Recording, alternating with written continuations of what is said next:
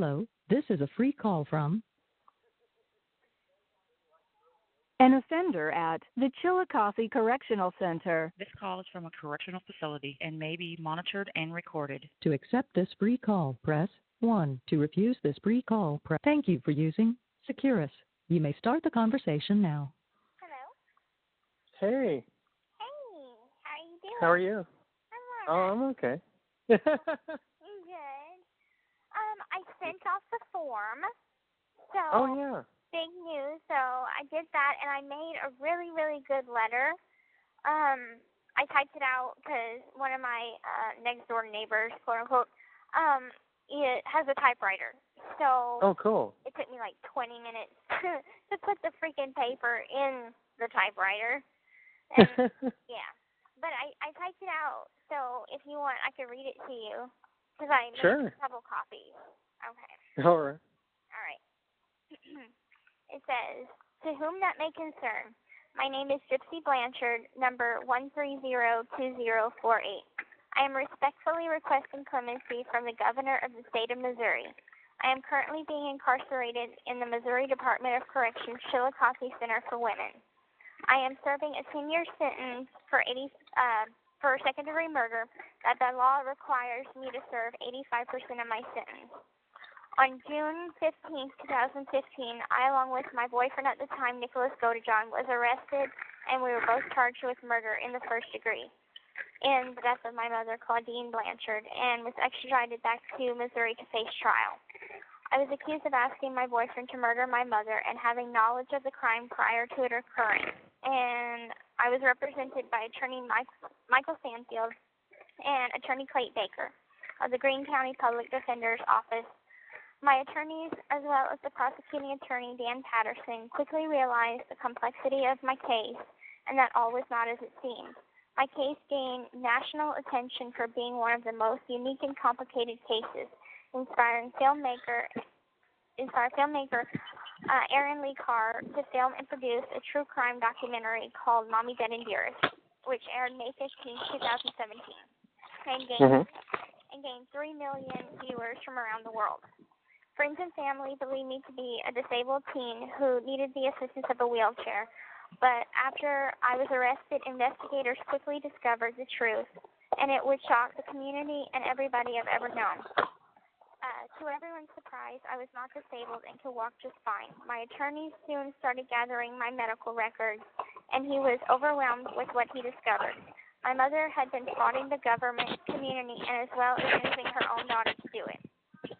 My mother had Munchausen by proxy, a mental illness that causes a parent to fabricate their child's symptoms and or illnesses for personal benefit and sympathy. It is a form of child abuse to which I am a victim of. I explained to my attorneys that I was unaware of the fraud.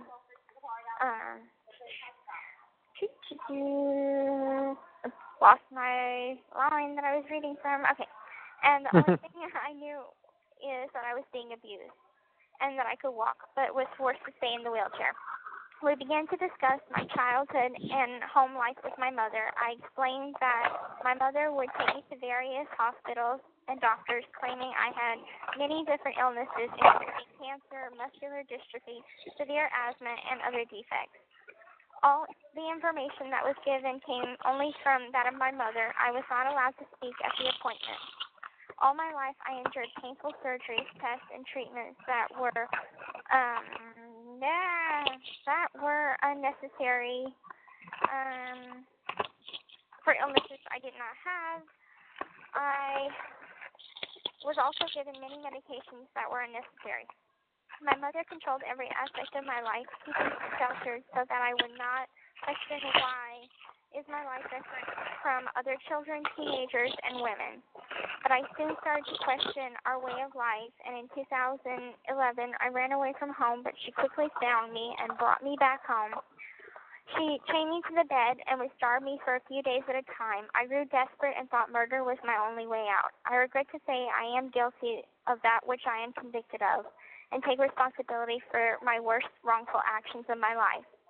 On July 5th, 2016, I pled guilty to second-degree murder through a plea deal to 10 years in DOC. I understand there is no excuse to commit murder. I am truly remorseful and deeply regret my actions. I am requesting clemency so that I may go home to my wonderful supportive family who has been by my side from the very beginning, and that I may get the much-needed therapy that would be very helpful to my mental and emotional health. When I am released from the Department of Corrections, I will be home planning to my father in Louisiana, where I'm originally from. I have an inspiring support system who will ensure I have a happy, healthy, positive life after release as a respectable member of society. My father has created a petition in the hopes I may be given clemency. Over 2,500 people have signed, and many more have offered their support. Some is going as far as to try and contact President Trump himself so that I may be released.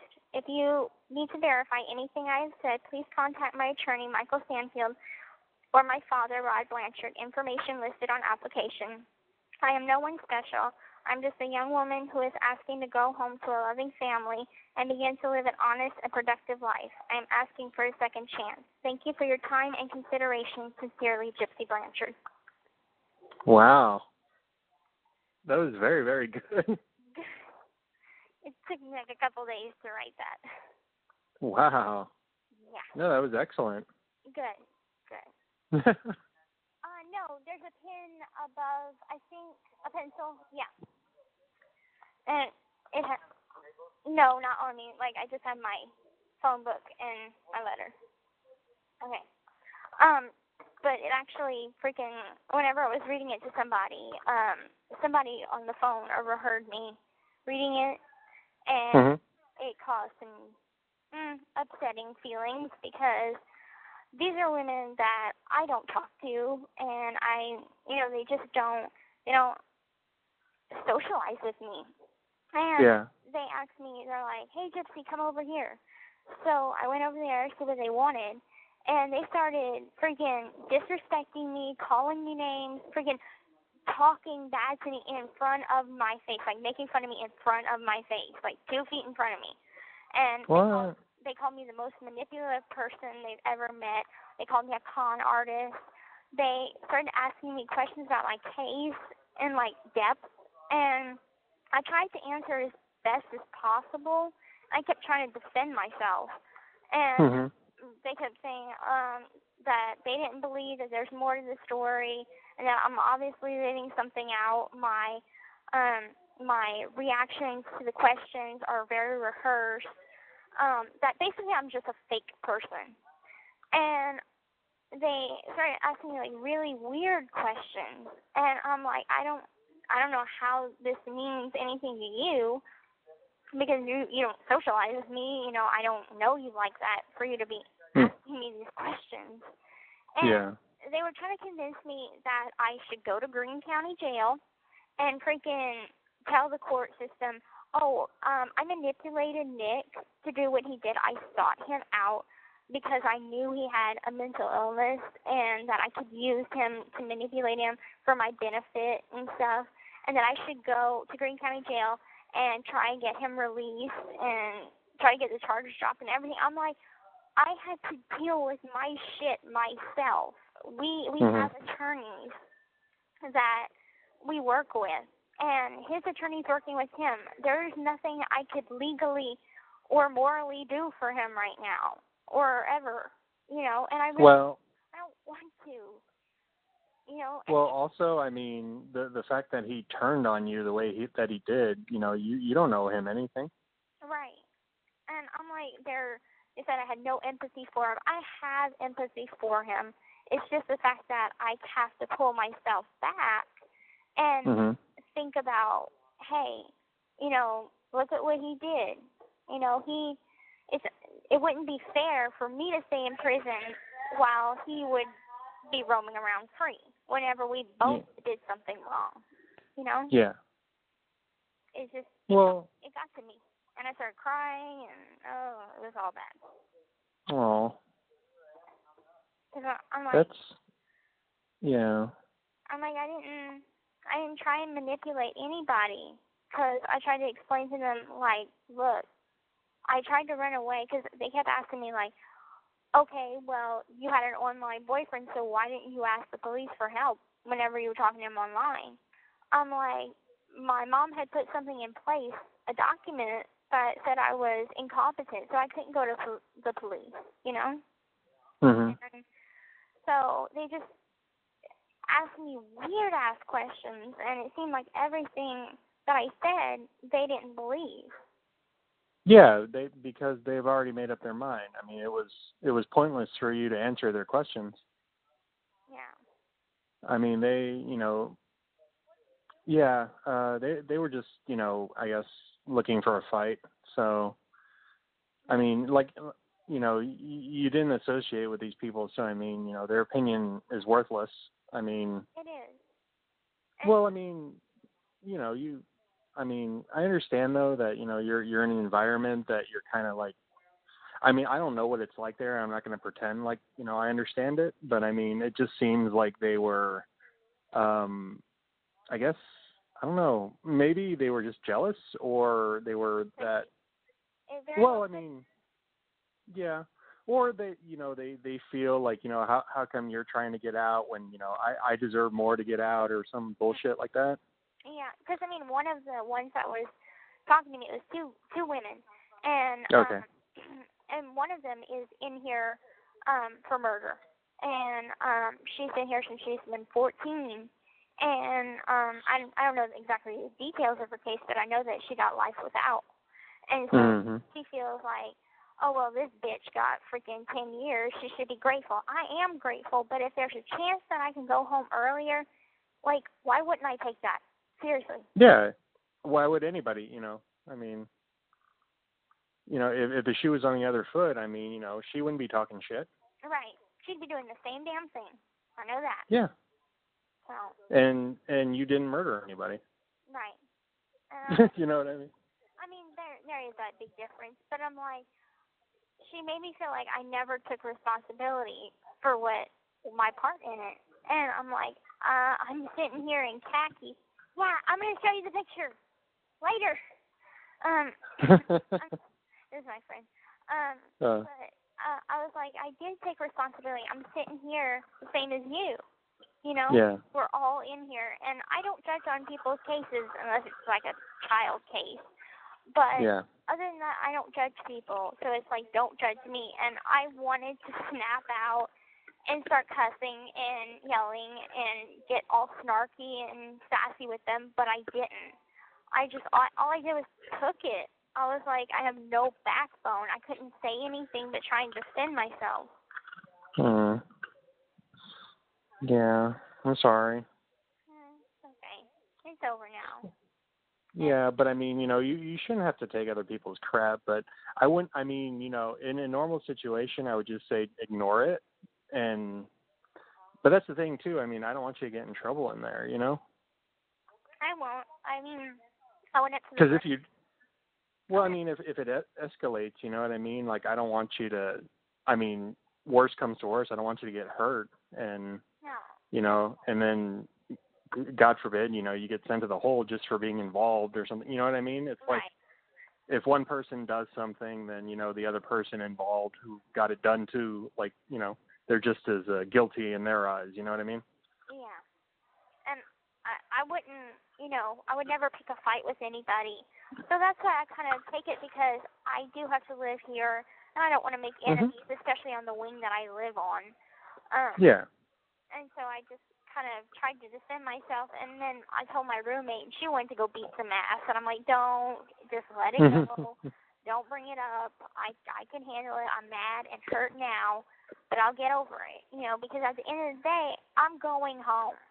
It might not be now. It'll be 6 years from now, but I am going home. And regardless. I'm not taking any of these people with me. I came in here alone, and I'm going out alone. Very good. Yeah. So. That's a good attitude. Wish I could have just said that in the moment. Well, no, I mean, I have the same problem. Like, it's always like, oh, I should have said this, I should have said that, Oh. So anyway. Well, plus, I mean, well, no, but I mean, like that, she doesn't know anything. You know what I mean? That's just her opinion. I mean, she wasn't there. I mean, only you, and Nick and your mom know what's going on, and that's pretty much y'all are the only ones who know the whole story, Right. Yeah. And I'm like. And if they choose not to believe that, well, if they choose not to believe that, I mean, you can't do anything about that. I mean, the only thing you have control over is your actions. You know what I mean? Yeah. And the simple fact that you got upset about it, I mean, that just shows. Well, I mean, you have humanity. I mean, it's not like it's like a person just snaps or like yells at you for no reason. I mean, they don't know you, so I mean, I think it is just jealousy because they have absolutely no idea who you are or what you are, or they've never associated with you. So, I mean, how come you get to go and I don't get to go, and blah blah blah blah blah. Right. And it's like, well, I'm trying, and what the fuck are you doing, Right. Exactly. And I'm like, and it's like, write your own letter.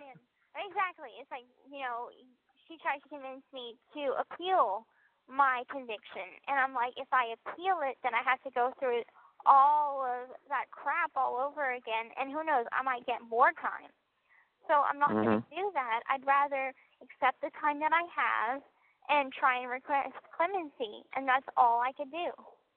Yeah. And I mean, it doesn't hurt to do it. I mean, it's, if it goes through, great. If it doesn't, I mean, that's just how it is. Worth the shot. So yeah, anyway, exactly. Well, yeah, sorry. Enough about my drama in prison. How are you doing? How has your week been? Oh, it was fine. I just I got out of I had to do defensive driving, so that was not fun, but What is that? I know. Defensive driving?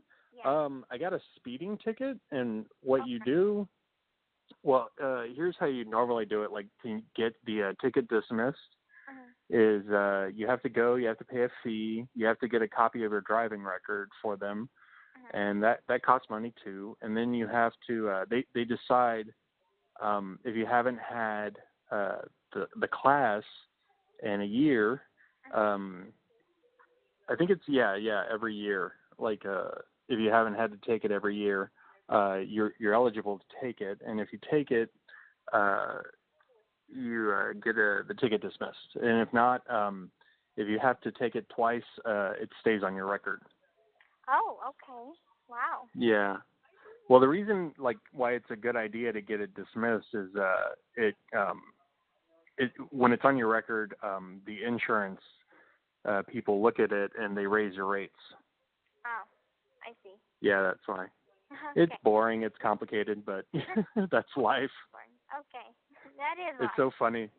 Well, I was thinking about when you were asking me in that letter, what kind of car you should get, and I'm just like, oh, that's not the first thing you should do. Yeah, I don't know what is the first thing I should probably find a job, because my kid's gonna definitely want that. Well, that's what I wrote in the letter. I was first and foremost, you need to get a job, and I know it's not going to be something that you're going to enjoy, but probably. But I mean, it'll help you though to at least develop a resume and to get some skills. I sent you I think a good letter that you're going to like. I hope. I don't know what have you gotten so far? I just got one yesterday. It's the one where you talked about the pictures, that you got the pictures. And you did not step on the conversation, I swear. I switch topic all the freaking time. I even tell Mom on the phone, I'm like, okay, veering off topic, and I da-da-da-da. So, I didn't think anything of it, so don't think anything of it. Okay. Cool. Yeah. Fine. Well, I just want to say I'm sorry though, just because it was. No, don't be sorry at all, because I didn't think anything of it. I was just talking. Okay, good. So it didn't matter. Okay. Yeah, but did you get which ones did you get from me yet? Oh, I got your letter from. Hang on, let me go get them. I got the one with the pictures, and that was really, really cool. Okay. and I got the other letter. Yeah, I'm sorry if I sent you doubles because I couldn't remember which ones I had sent you to begin with. What, the pictures? Yeah. I mean, I've seen them before, but it's cool to have, my own copies. That's really awesome. Oh, okay.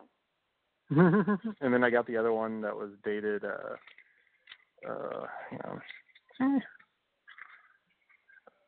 the 29th. Okay. There's going to be another one. Does it have the drawing on the back? No. Okay. I won't guess spoil it. Okay. Well, same here, because I got a surprise coming to you on Tuesday. Oh, okay. Cool. Yeah. Tuesday, that's a very specific date. Well, that's when it told me it should arrive, so. Okay. I hope you like it. Okay. I'm sure I will. So, yeah, I had sent you something on the 31st, so I think it's had a couple days, so maybe by Monday. Okay. Yeah. And let's see, what's been going on over here? So I had yesterday, me and a couple of other classmates had to bring a poem in to school. And I brought in song lyrics because it could be a poem or song lyrics. And I brought in Halo by Starset, and so I read a little bit of it, and they were basically trying to teach us about poems, and that's not something I like, so I obviously got 100% on it, but it was mainly talking about stanzas and different kind of poems and stuff. I read The Raven by Edgar Allan Poe. That was cool. Oh, cool. Then someone had brought in The Red, Red Rose. I was like, that poem sounds very familiar. Red, Red Rose? I never heard that one. I think you'd recognize it if you heard it. It's like, my love is like a red, red rose that blooms in something June or something. Yeah. It's okay. It's by Robert Burns. It's kind of famous. So. Huh. Yeah. I haven't read a poem. I used to write poetry when I was in high school. Really? Yeah, it was kind of just like, surreal, like strange. I don't know. I always used to imagine like wide expanses of landscapes, and I would just try to describe them as best I could, but actually like kind of keep it neat and tight and very eloquent. It was, I was bored a lot. I tried to write a poem, but it really, really sucked. It was so bad. Aw. I was like, I wrote it down. I should have kept a copy of it, but it was called Dragon's Fire. Okay. Yeah, and it's just nerd. I know, I so am, right? But I was just trying to find stuff that rhymed, and they had someone from a different prison write me a poem, and my roommate's like, you should bring that poem. I said, no, I'm not bringing that, because it's not exactly appropriate. It has to be freaking no explicit language, no sexual innuendos. And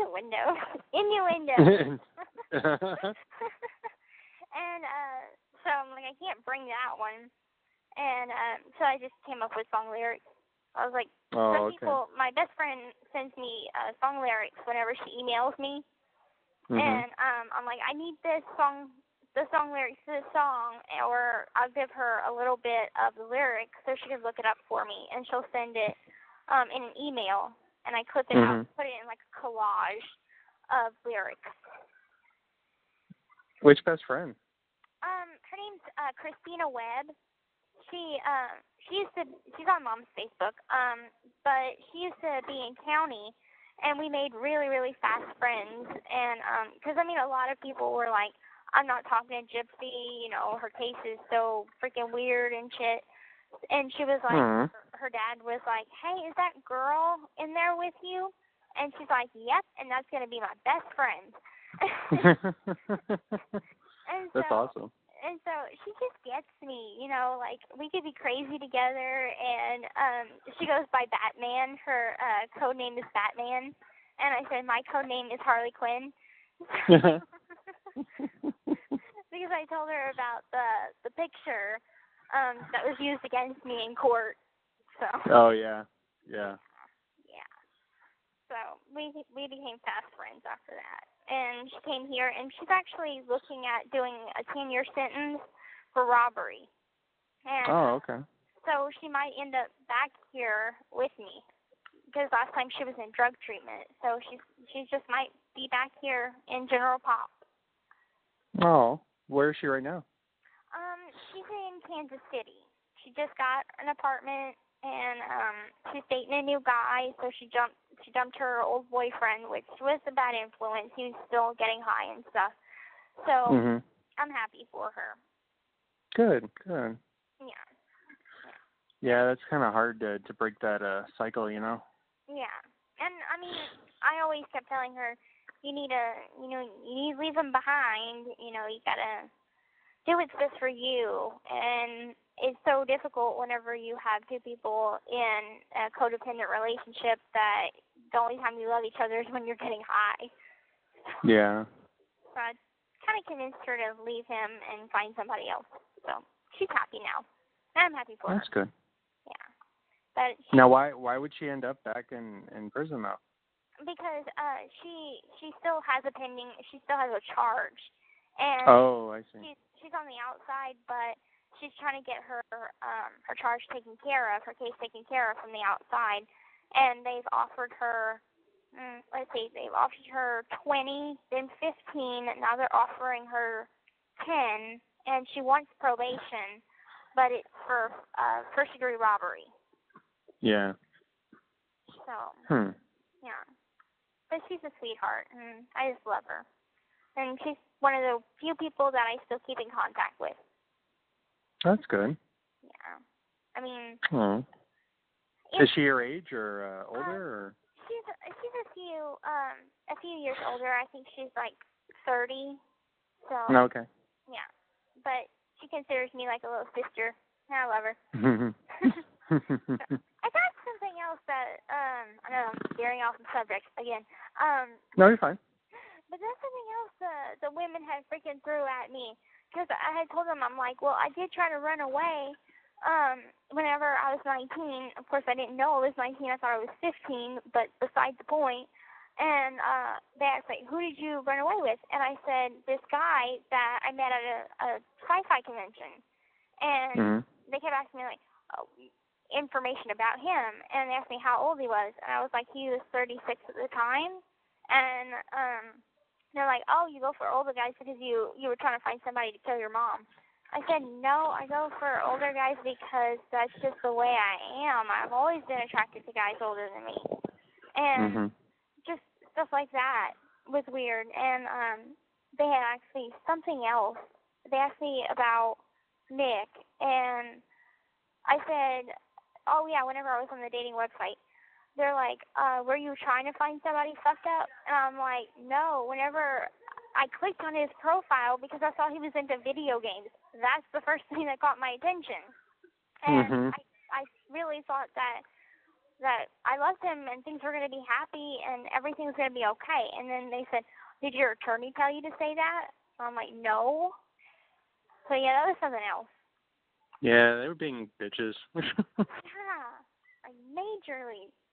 And I called Mom, and I was like, Mom, you're being mean to me. Yeah. Oh. Yeah. Well, anyway. Don't give it another thought. Seriously, it's not worth it because they don't know shit, and they were just, picking a fight. Yeah. And I told my roommate, because I guess she's friends with one of the women. So I said, can you please not let such and such come in the room no more? I wouldn't feel comfortable. And yeah. Like, yeah, absolutely not a problem. So we got all that taken care of. That just sounds like passive aggressive as hell. Yeah. Because I'm like, yeah. It caught me off guard because I'm like, no, everybody talks about me behind my back, obviously, but nobody's ever had the balls to freaking talk about me in front of my face like that. Well, it's because, I mean, people, like, I don't understand why people do this, but it's like they are trying to feel superior, and it's like, I mean, especially in that case, and it's like, okay, you're in prison too. It's like you have absolutely no room to talk about anything. You know what I mean? And it's like, I mean, people, like, I'm pretty sure most people who end up in prison, it's kind of like that dawn of realization. It's like you find yourself in the wrong place at the wrong time. You know what I mean? Yeah. You're just kind of like, oh my God, how did I get here? How did this happen? And then you start like going over it in your head, and it's like, I mean, they have absolutely no room to judge another person that they have absolutely no idea what the case is about, except for, I guess what they heard. I don't know. Yeah, I don't know. I mean, you may have to deal with that though, like all through your life, and you don't have to. That's the thing. You don't have to justify yourself to anybody. I just feel you really don't. I just feel like you don't. Because I mean, you don't have to. You don't have to answer any questions or anything like that. It's like that's none of your business. I don't come talking shit about your case. Why did you kill whoever? Right.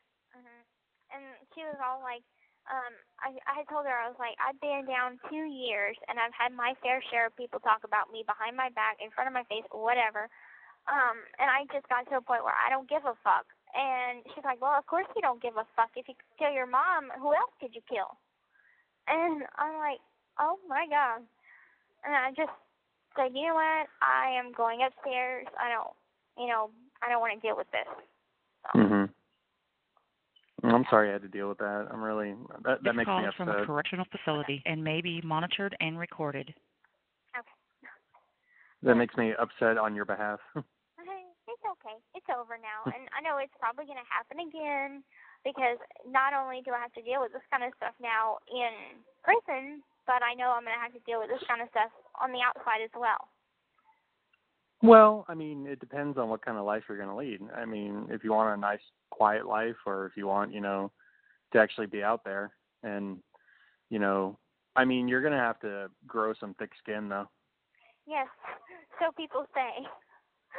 Well, I mean, it's, like I said, it's that court of public opinion, you know what I mean? People are going to have their opinions, and, I mean, I don't know why, I still just don't know why people, like, feel a need to feel superior, you know what I mean? Because it's going to, I mean, maybe it's I'm not going to feel bad about themselves, and maybe they're unhappy with their own lives, so making other people miserable and feel littler than they are, then that makes them feel bigger about themselves. Yeah. Which I don't understand it because I've never done it to anybody, and I wouldn't want to do it to anybody. Yeah, I agree with you. Like that would weigh heavy on me if I did that to someone else. Yeah, it really would. I'd be like, oh my God, I hurt their feelings or whatever, and yeah, that would be upsetting for me. So I just don't get it. Well, I mean, some people just don't care, and some people, I mean, who knows? I mean, maybe you don't know what that chick is capable of, so I wouldn't even bother. Yeah, me either. And that's what my friend told me. She's like, don't give it a second thought, and don't let them see that you have, don't let them crack you so they can see your emotions. Don't let them bother you so much to where you cry in front of them or anything. So. Yeah. And I did. Yeah, definitely. I just cried in the room. Yeah. Well, that's okay, because you could be crying about anything. Right. Be like, oh my God, I'm watching this movie and I'm crying about the movie. Yeah, it's like, Harry Potter, shut up. Right. Yeah. I was actually, I was watching a Harry Potter marathon, like a week ago because, it was Harry Potter's birthday on the 30th. Yeah, you mentioned that in the letter. I thought that was so cute. Yeah. Nerd. No, I mean, just, that's, I wrote in the letter as like, oh, I wish we could watch it together. That would be fun. Yeah, that'd be awesome. I wonder what house you'd be in. House? Oh, I don't know. I don't know where I'm going to end up. it's scary, but it's also exciting. Yeah. Yeah. So If it's going to be like a little hobble. Job? Yes, thank God. Is it nice? You don't have to go to work late night? Yeah. I mean, it was kind of weird last night, but I actually was able to go to sleep at a decent hour. Really? That's good. I was afraid. Well, I was afraid that I was going to stay up all night, you know, like I'm used to. But I just, at 11 o'clock, I mean, I was out. Good. Good. I know. That's kind of whenever I fell asleep, because my roommate, my bunkie, works the overnight dorm tending shift. And so she's up until like 1 o'clock. But Oh, wow. she said I had fell asleep on my back with my headphones on, and I just had like the most peaceful smile on my face or something. So I'm like, okay, I don't remember any of that. So, yeah. What do they have to do when they work overnight? It's the same thing that I do on my shift, but the difference is they have to wipe the walls in the showers down, and that's different. And I'm confused about when I'm supposed to work. My boss tells me, oh, you work 5 to 9, and I'm like, okay, well, I'm supposed to be working 3 to 7. And she went in the computer, checked, I'm 3 to 7, but she told me that I have to get a job change, not to change my job, but to change my hours to 5 to 9. And then she comes back and tells me that she's going to switch my hours from 3 to 7. I don't know. But she's freaking confusing me. Well, that happens sometimes, I guess. I mean... Like, just tell me when I'm supposed to work, and I will show up. Yeah, exactly. No, that's good. I sent you a really useful list that I hope you can refer to in the future. Okay. What kind of list? Well, it's basically like it's things that take zero talent for. Okay. That's good. Well, I mean, it's just, you know, a reminder. It's like, you know, you don't have to, like, I guess, what's the word? You know, you I mean, you don't. In anything?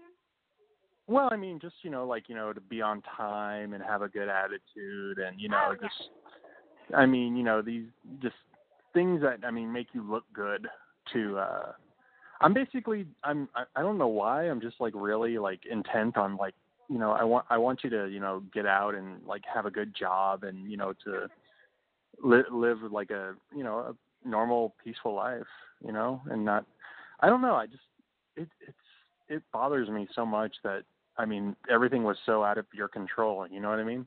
Mm-hmm. And I think that's what, you know, I don't know, you know, I want you to, you know, have your own life, you know, and I want you to have your own, like, you know, just, I don't want you to have to answer to anybody. Yeah. Well, and I feel like, yeah, I know you will. I mean, it's going to take a little time, but my teacher has this thing that she has to read to us occasionally, and it's called Workplace Success. And most of it's already stuff that I know and apply to my job. And it's like, be on time, you know, no sass mouthing to, you know, the customers or anything like that. I'm like, You have customers? Yeah, no. It's in the book. Oh, I see. Oh, it's reading the little... out of a book, and she'll have scenarios.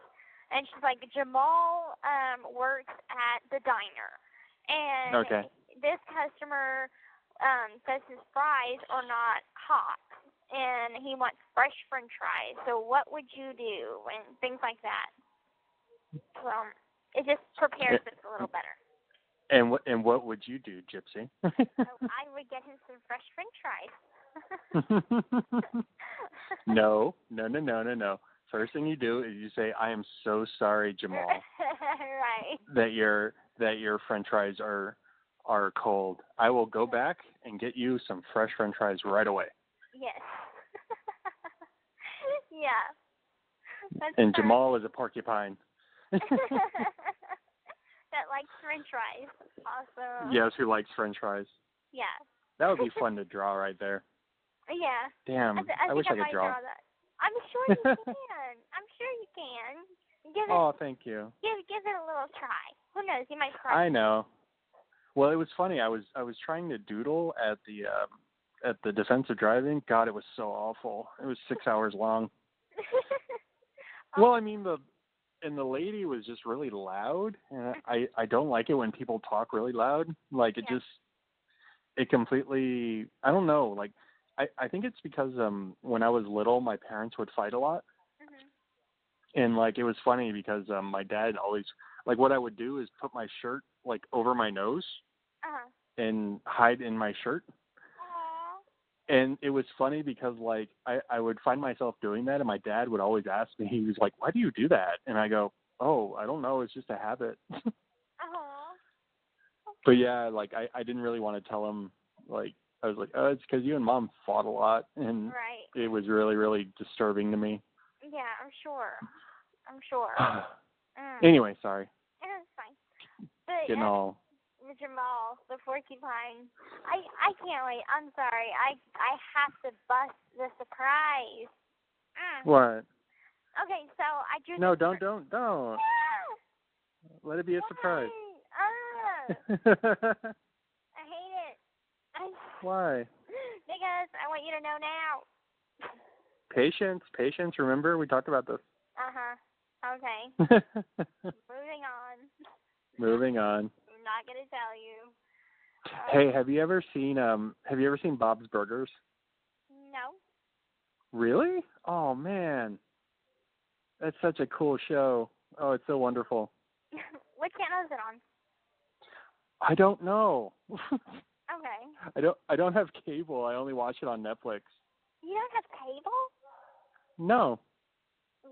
Why? Do you have a TV? Yeah, I have a TV and a PS4, and I get on Netflix from there. That's cool. Are you talking to me or someone else? No, I'm talking to you. Oh. Well, sorry, like your tone changed. I thought like someone asked you something. No, I was just looking down. Oh. So yeah, okay, so you have a PS4 and Netflix. Yes. Cool. Yeah, just last night I was watching Hannibal. That's an awesome show. Yeah, I've seen like a couple episodes of it. What'd you think? It's creepy. Yeah. I was watching this show. It's I don't know. It's on Reel's channel, and it's kind of like a murder mystery sort of programming, and it was talking about this case that this guy was a cannibal, and he went on this freaking website, and they have like people that are willing to be eaten. I'm like, okay, so you know you're gonna be eaten, and this guy's request was, I want to be eaten alive. Well, the guy freaking killed him and then ate him, so he didn't really get his wish. You know, I think that should be completely, if it's consensual, I mean, I don't see the problem at all. But you know what I think that person should have done? Well, you know what I think he should have done, though? He should have, like, drawn up a contract. Yeah. And have that person sign it, and, you know, just so he could, like, have no legal obligation. If, you know, I mean, why not? I wonder if that even works. Like, does a contract between two people, like, does not apply to murder? If you kill this guy and you eat him, but he signed a contract that says that he wants you to eat him, I wonder if that applies. I don't know. I would ask a lawyer about that. Yeah, but I probably wouldn't ask my attorney. Yeah, right. Here. No, you gotta get one of those like high power like attorneys that just can like, you know, see, that's what really bugs the shit out of me. And it was funny because this was actually brought up in defensive driving, because they were talking about how, like, you know, people skirt the law all the time. Like, just because they have money or influence, like, they don't follow the same rules that everybody else has to. Right, like celebrities. Yeah, and I told her, I said, that really, really bothers me. And what also bothers me and it was funny because I was thinking about you when I was saying it. It was like, the fact that, you do your time and it still follows you your whole life. You know what I mean? Yeah. And it's like, you should, like, okay, you pay for your mistakes, you pay your debt, and then that's it. You know what I mean? Yeah. But no, that's not how it works, and that's what really bothers me about our society. That's true, because, I mean, if you get stuck with something like I have, I'm a felon for the rest of my life, and they could look at my record and see what it's for. And so I can never work with, like, kids. I'm not saying I can never work with kids and elderly people, but I can never work at a hospital. I can never work at a pharmacy, because they always think, oh, yeah, well, this chick is going to kill somebody, So it's kind of sad because it's like I'm not a killer, so it's like, why brand me as one? And so, I mean, there's a difference between somebody that actually kills somebody and then somebody that just thought it, And well, even if you did though, I mean, it's going to follow you around, and I really hate that you have to deal with that. Me too.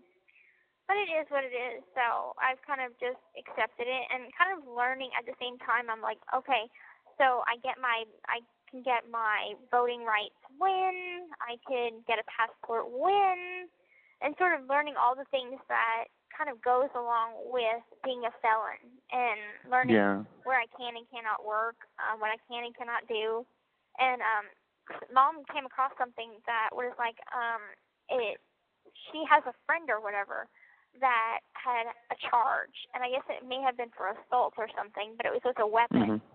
And so she was told that they would have to pick up all the guns and knives in the house. You can't own a weapon. I'm like, I don't want it anyway. So I'm like, I don't care about that. And but Mom and Dad, they go hunting a lot. So they've got rifles and they've got hunting knives and whatnot.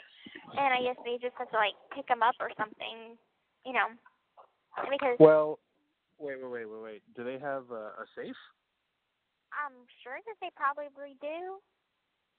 Okay, well, I mean, but that's the thing. That's not your problem, because, I mean, if you're going to be living under their roof, they just don't have to give you access to the safe. Right. Like, I mean, if they just leave them lying around, that's a problem. Right.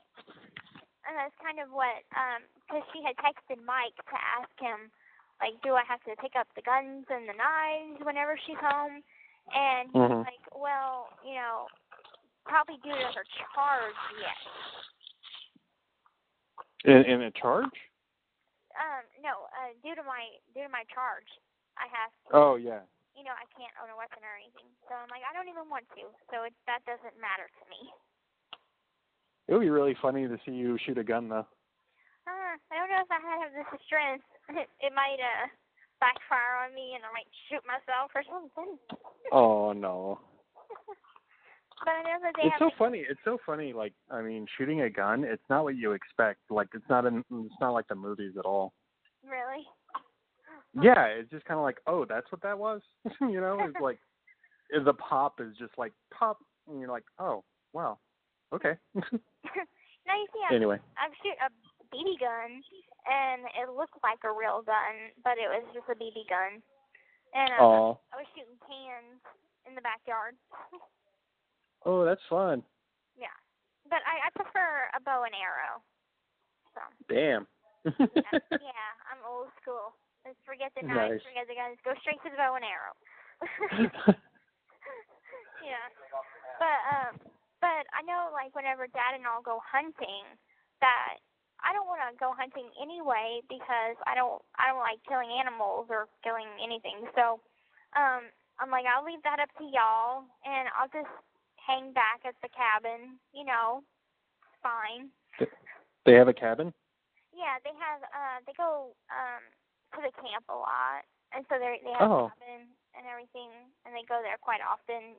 Like, my dad's friggin' always at the camp whenever he comes home, because I call Mom and be like, where's Dad? He's at the camp. He's going duck hunting. He's going deer hunting. So, I'm like, okay. I mean, it makes sense. I've actually read Louisiana is a sportsman's paradise. You know what I mean? Yeah, that is the motto. Over here. Oh, is it? Yeah, it is. And over in Missouri, it's called the Show Me State. Yeah. Mhm. I like that. Yeah. I was like thinking, whenever me and my mom first moved here, my mom was like, show me what? Well, no, they're skeptical. They're skeptical people. They want to see the evidence. They want to see, proof. Show me. Yeah, show me. Show me. Yeah. Yeah. And the weather, I don't know what the weather's going to be like whenever you come visit. So it might be a little or it might be warm. I don't know. Yeah, it's I've given up trying to predict it. No, don't try and predict it, because the other saying is, if you don't like the weather, wait 10 minutes. It'll change. Oh, you should go to San Francisco. It's weird. Really? Yeah. I mean, like, when I went there once, it was I think it was like, I mean, high 80s one day. Or no, like in the morning, and then in the afternoon it was, I mean, like 60s. I mean, just a 20 point drop in the span of an hour. You know what I mean? It was just like, what the hell? Wow. I just need someplace that's constant, because I do like the 4 seasons that we have here. Whereas in Louisiana you just get hot, and hot. Yeah. But I mean, I have kind of no choice but to go back to Louisiana. But after that, after I'm off paper, I don't know where I want to live. Like, I'm not really dead set on knowing exactly where I want to plant roots. You know what's interesting? I wonder if, like, I mean, okay, like, let's say you're all done, you're off parole and everything like that, and you're just, you're free, really free. You know what I mean? Yeah. Will you be able to, like, I mean, let's say if you wanted to move to another country, even, you know what I mean?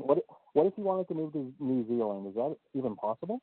I don't know, but I don't know. But like I said, I'm learning that kind of stuff for myself, and I'm like, I know. I'll look into that. I know after I'm off parole, yes, Keiko, that I can get a passport. So I'm starting to compile a list of everywhere I want to travel, and a lot of it's out of the country. So. Oh, did you get those pictures? I did, and I love them. They're okay, so good. beautiful. I wrote in my letter, I was like, oh my God, he was listening. I was curious because I I don't know why they would be rejected, but I was like, what if these get rejected? And no, they're not rejected. No. Oh, okay. And I it was so funny too, because I was like, oh shit, I forgot to, because I was collecting them like day by day. Uh-huh. And I think like one of them I did write like New Zealand on it, and then I was like, oh wait, did I write that on the other ones? And I'm like, I don't think I did. But it's a place. As long as it's the name, date, and place, it's fine. Oh yeah. I mean, I know that, but I wanted you to know where all those places are. Yeah. Well, I thought they were absolutely beautiful, and I put them in my photo album. And oh, good. Because I was like, when I had got them, I'm like, oh my God, that's everywhere I had mentioned. He was actually listening to me. Did you like the Carl Sagan thing? Yeah, I really liked it. I was like, that's very cool. I have a poster of that. Really? Yeah. It's one of those things that kind of puts things in perspective for me. It does, doesn't it? Yeah. Well, I mean, it just makes me, feel like I'm part of something larger. Mhm. And I don't know. I just, wanted it to inspire you. And It did. I was like, oh, it's so beautiful and it's so real. It makes you really think about it. But did you see the dot though? I mean, you can barely see it. Yeah, I just see a little dot. I'm like, oh, there's a little dot. Yeah, it was amazing. Well, it was amazing because like that photograph was taken like right before the satellite left our solar system. Oh, okay, cool. Mhm. I didn't even know that. Oh yeah, that was the I forgot what it's called. Damn it. Well, that's the whole point, though. I mean, like that was the last photograph it took before it, it went, like they shut it down, and wherever it is now, we don't know, and we'll never know. Now, is NASA still, remember, I don't know if you remember a couple of years back, Obama had, like, shut down the space program or something. I don't know if he did or if he had wanted to. So is NASA still, like, doing research and traveling and shit now? Obama is very pro space program. He never shut down the. Yeah. Oh no. I forgot who it was. No, the reason Trump right now is attacking the EPA, and he's trying to. What he's trying to do is redirect the aim of NASA, because what they've been doing is collecting climate data, and Trump is a climate change skeptic. So he doesn't believe that, we're all going to die because of climate change, which we are. Don't let anybody lie to you, please, because it really is happening. I know. Oh, okay, good. I didn't know. Well, I don't know. I don't know what your political stance is or whatever. I am absolutely not political. There's just a few facts that I stand strong on. One is I'm pro-life. Two, I'm not exactly for the gays, to be honest. I feel like everybody's turning gay because they think it's the cool thing to do. So I just. Why are you? Wait. Let's start at pro-life. Why are you pro-life? I'm pro-life because I don't believe in abortion. I think that even if a fetus is even 1 day old after conception, I feel like it's murder if you get an abortion. Well, what if the mother can't take care of it? Well, then she should give it up for adoption, because there's other opportunities and options that she could go to than abortion. And I know that's a convenient choice, obviously, because, hey, if you have a 16-year-old that doesn't want her parents to know that she's pregnant and she gets an abortion, they'll never know. But at the same time, it's like you had sex, you had unprotected sex, you knew what you were getting into, so you took that risk, and now there's consequences to it. You can't just wish it away or snap your fingers and, hey, let's just rip a baby apart and kill it, and, everything's all hunky-dory. Well, it's not actually, I mean, well, scientifically, it's not a viable human. It's just a little collection of cells. That's what it is. It is. But it has a heartbeat. Well, even, I don't know. Sorry. I'm pro-choice myself. Oh, okay. Yeah. Yeah. See, this is why people never talk about freaking politics. Yeah. Well, no, but I mean, it's good to have, good debate, you know what I mean, as opposed to people yelling at each other. True, yeah. So, I mean, I personally, I think, a woman's body, is not up for debate, you know what I mean? If a woman wants to, if she feels that, she, doesn't want to have a child, even if, it's a risk to her health, even if she wanted to have a healthy child, you know what I mean? But, it turns out that, it could kill her to have that child. Well, that's a different scenario. And if it's a life or death situation, then yeah. And the doctor suggests, yeah, I can see how that would be, And what about this scenario though? You were molested by your grandfather. What if you got pregnant with his child? That's true. Would you still keep it? Yes. And how do I know that? Not that I ever got pregnant for his child, but whenever Nick had raped me, I had thought that I may have been pregnant in county, and I had to face the choice of, what to do if I turned out to be pregnant. And here's this guy that, yeah, he was my boyfriend, but at the time I'm looking at him as if he's a monster and thinking, what happens if this child turns out to be as messed up as he is?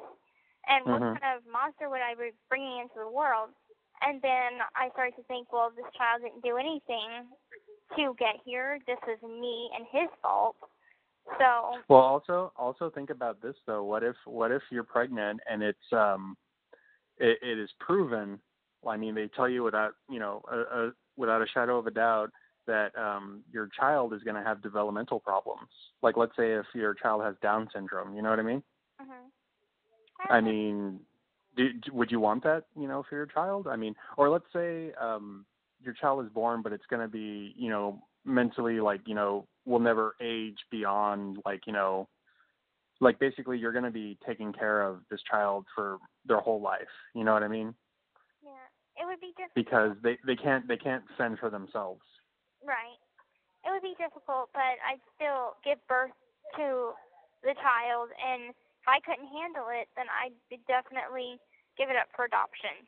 Because there's just so many moms out there that, or so many women out there that can't have kids, and I just feel like if you can have a kid, why not give it to somebody that can't? Well, that's not an easy process either. Probably not. It's a very stringent process that people have to go to in order to even qualify to get a child. And even then, but that's the problem too, is that, there's a lot of kids that get lost in the system as orphans. Yeah. And they end up turning to, there's probably a bunch of, there's probably a bunch of them in there with you right now. I think so, because a lot of people have parent issues here. Like, I'm not the only one. But I met a lot of people that, it's a cycle for them. Maybe, like, their parents did drugs, so they do drugs. And then it's ongoing that their kids are going to do drugs because they've seen how they do drugs. So it's an ongoing cycle. And then there are just some people that should not be parents. Like, I've met people that should never reproduce a day in their life. Because they can't take care of themselves, much less take care of offspring. Yeah. But yeah. Now, where do you stand on gays? Me? I'm not gay, so I really don't care. Really? No. I don't have any problems with them. I think they should be treated equally as human beings. You know what I mean? Like, I don't think they should be second-class citizens. We've already dealt with that with, the Jim Crow and all that, and discrimination. I think that's a problem, and I don't agree with that. But discrimination is a problem. Especially everybody in general. Like, if you're the slightest bit different, and if you're not the perfect image of something that is acceptable to society, then you're discriminated against. So that's wrong. No, I agree with that, but I honestly, I don't think they are seeking attention. I just think that they're tired of being considered less than and forced to not be who they are. You know what I mean? And I think, of all people, you would understand that, because you were forced to not be who you truly are. Yeah. I know. But I don't know. You believe what you believe, and that's, I don't know. I'm not the same way. I'm like, I have friends that are gay, and like are truly gay, not just gay for this day. But and like I love them so much, and I'm like, if they're happy, then I'll I want the best for them, And yeah. So why are you against them? I think it's not so much them that I'm against. It's just maybe I grew up in a very Christian household that believes that a woman and a man's marriage should be that of a woman and a man, not a man and a man, or a woman and a woman. So I think that's where it kind of drilled home for me. But also being in here where you do have a lot of people that just might be gay, and not faking it just because they're in prison, it's complicated. Why would someone fake that? Because they get lonely. Trust me, well, there's a good 97% of everybody in here has a girlfriend, and then in the guys' prisons they have boyfriends, and so they. Well, yeah, you gotta do what you gotta do. Yeah, people just get lonely. So, but yeah. a lot of it's even I had a girlfriend in county for a little bit, but. You don't have one now? No, because I get annoyed with hearing all about all the drama. And just hearing about it, I'm sick to death of it because I'm I know that whenever you get out, you guys say you love each other so much, but whenever you get out, you're going home to a husband or a boyfriend. You're getting some dick on the side. Know that. I ain't stupid. Yeah. But I wish it was I don't know. I respect your differing views and everything like that. I just wish I could, I guess, convince you. Right. Well, I don't know. There's just... It takes all types, though. It takes all types to make a world, so... Yes. All kinds of kinds. Well, if two guys want to get married, what business is that of mine? Who am I to say, oh, my love is, better or, stronger or whatever? Because, it's kind of like that, what's her name? That county clerk who refused to grant marriage licenses when they legalized it? Oh, yeah. Yeah. You know what I mean? And it's who are you to say that? And she had been divorced 3 times. Wow. Yeah, the irony of that. So it's kind of who are you to say that you are better at love than I am? You know what I mean? Yeah. Yeah. So, and that's the thing, too.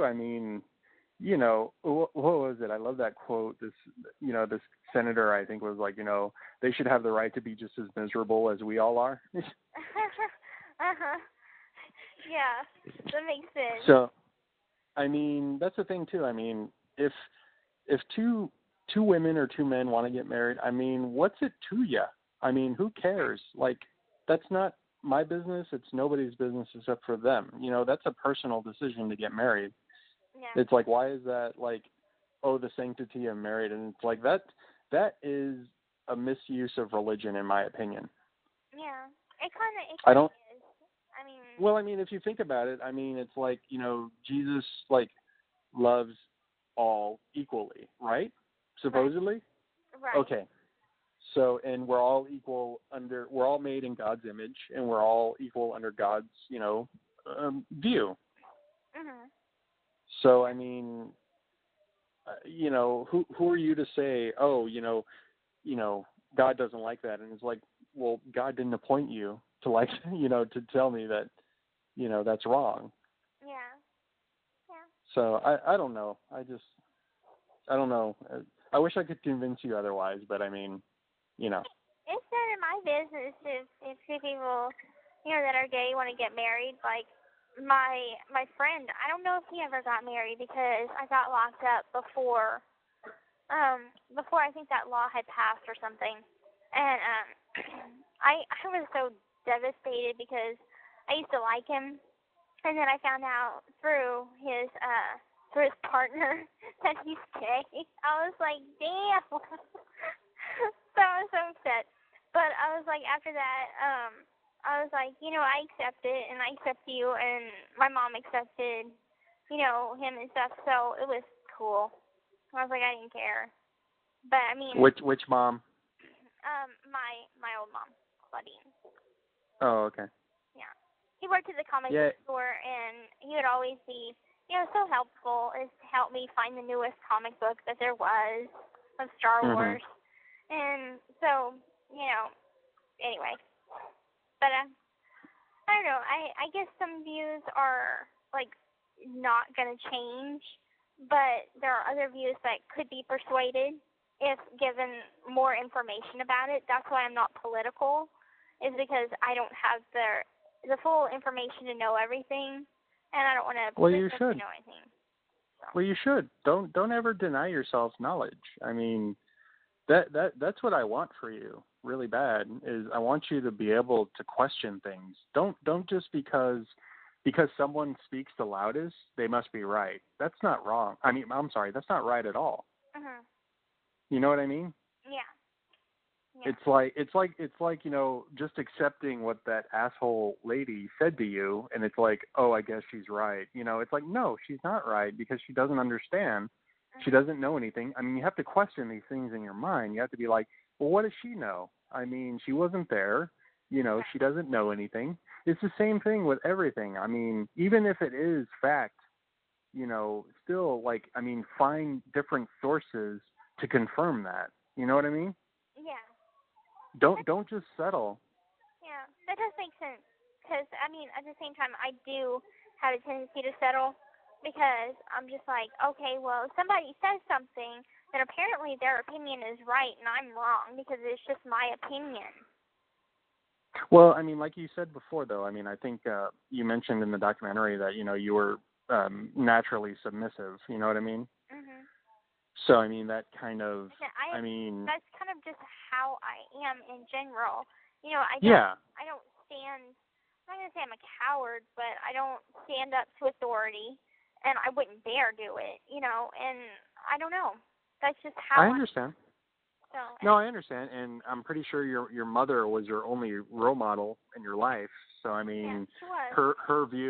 her views, you know, became gospel. I mean, Right. you know, when we're little, I mean, our parents are essentially God. Uh-huh. So, I mean, I can understand that, you know, but that's the thing too. What's a great realization, Gypsy, is that you don't have to believe everything. Everything is malleable. You know what I mean? You know what that means? I could look it up in the dictionary. Well, I'm just saying it's like nothing in life is set in stone, and Okay. you're going to change. You know what I mean? Mhm. All through life. And I mean, you may come to a realization that, oh my God, you know, that what I believed for so long is not right, or, you know, and that's okay. Mhm. So, I mean, you don't have to accept things as they are. Right.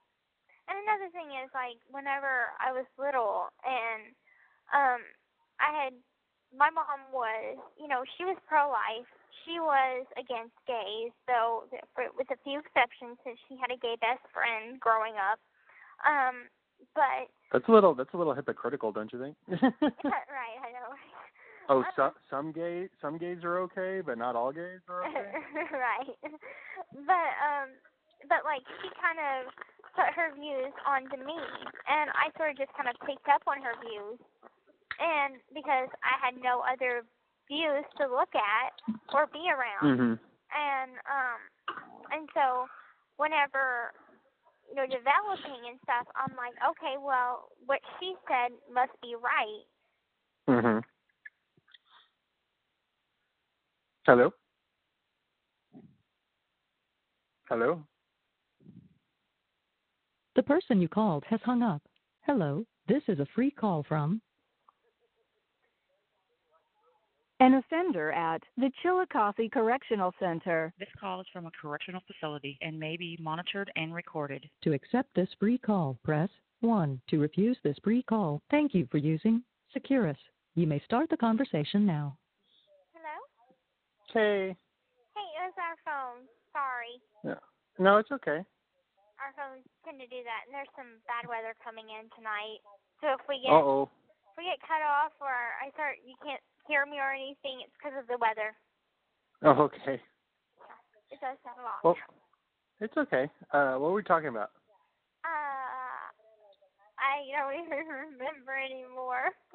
Oh, it's okay. Or no, we were talking about how your mother was your template for everything you've learned. Oh, yeah. So I based, like, my opinions on what her opinions were. Yeah, and that's, you know, that's how it happens. Oh no, but I forgot to tell you though. Always keep this in mind though. When you're dealing with authority, always question authority. Don't be afraid to do that. Now, where you are right now, don't do that. But I'm just saying. Right. Tell off What are you my laughing? boss. Question authority. Gotcha. Oh, don't be a goof. You know what I mean. I know what you mean. Okay. Mm-hmm. Silly. But yeah, I mean, on the outside, I guess it kind of depends who my authoritative figure would be, whether it would be a boss or whatever. You know, I mean, don't freaking adults get to just do whatever they want? They don't have to answer to authority. Well, not necessarily. Here's how. Well, I mean, my personal perspective, you know, on the world. I mean, frankly, I believe that, you know, I think a person should be able to do whatever they want as long as they're not hurting another person or damaging their property. Mm-hmm. I mean, that's just my personal thing. Like, I believe in personal responsibility and personal liberty. Like, if I wanted to, you know, smoke pot and, you know, get drunk in my house, you know, that's nobody's business. And, you know, that's what I want to do. You know what I mean? Right. Yeah. And no one should be able to tell me otherwise, because this is my house and these are my things. You know what I mean? This is your property, this is your land, and you can do whatever the hell you want with it. Yeah, but if I am smoking pot and drinking and driving a car and I kill somebody, yeah, mm-hmm. you know, that I don't agree with that. But you know what I mean? Mm-hmm. Like, I believe in just personal responsibility. But at the same time, though, like, see, I don't know. It's a complicated. See, the problem that really, you know, the world isn't black and white, and I think, you know, we deal a lot with that because it's easier. Mm-hmm. Like, we're not really willing to, like, see. It's kind of like, you know, I mean, looking at your case. What the hell? Sorry, my mother's being very loud.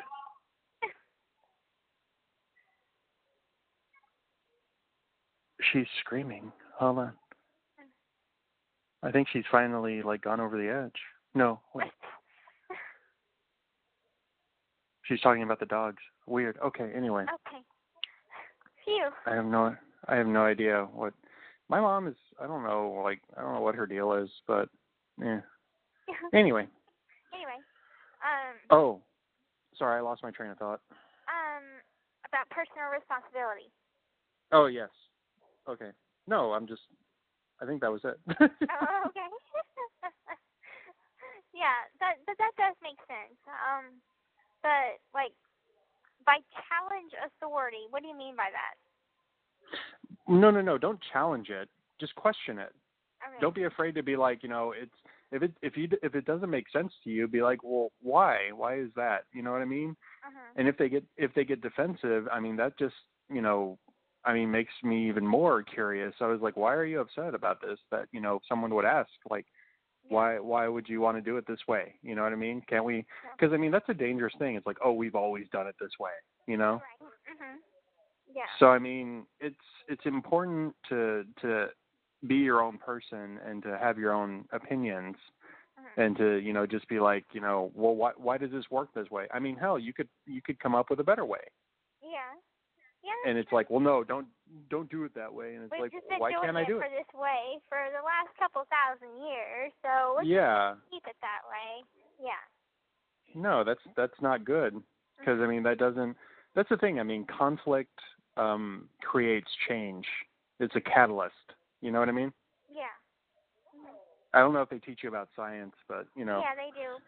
And if cool. I mean, it's not one of the things that they give us a book to study on. I mean, I could pick out a book because they have the science section, the history section, and whatever, and I teach to myself. You know, they give us a couple little things about the solar eclipse that's going to happen.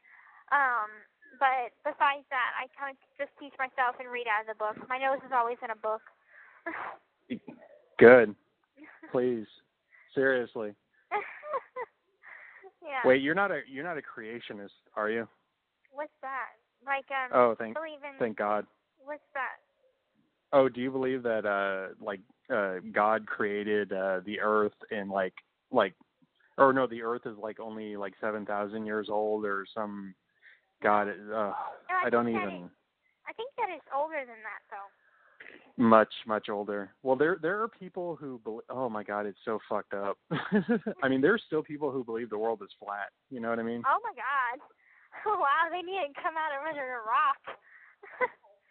Jeez. Well, I'm just saying though. I'm like, I don't know what other stuff that I don't want to call it. I'm sorry, I was gonna say nonsense, but I mean, these are your opinions, and I shouldn't.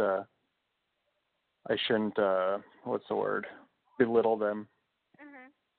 I apologize. I'm sorry. It's fine. Fine. Okay. We're debating. That's true. I mean, I should be respectful, but like, I care about you a lot, and I don't want you to go down that path. It's fine. Well, no, I really don't, because like right now our country is so divided, and it's really, really awful. But at the same time, though, like, I think Trump is insane. I really, really feel like he is crazy. I didn't think we'd ever have a multi-millionaire, billionaire, trillionaire being president. It just kind of seems weird, like President Trump. It just seems so weird to me. Well, but the thing is, though, is that like he's not.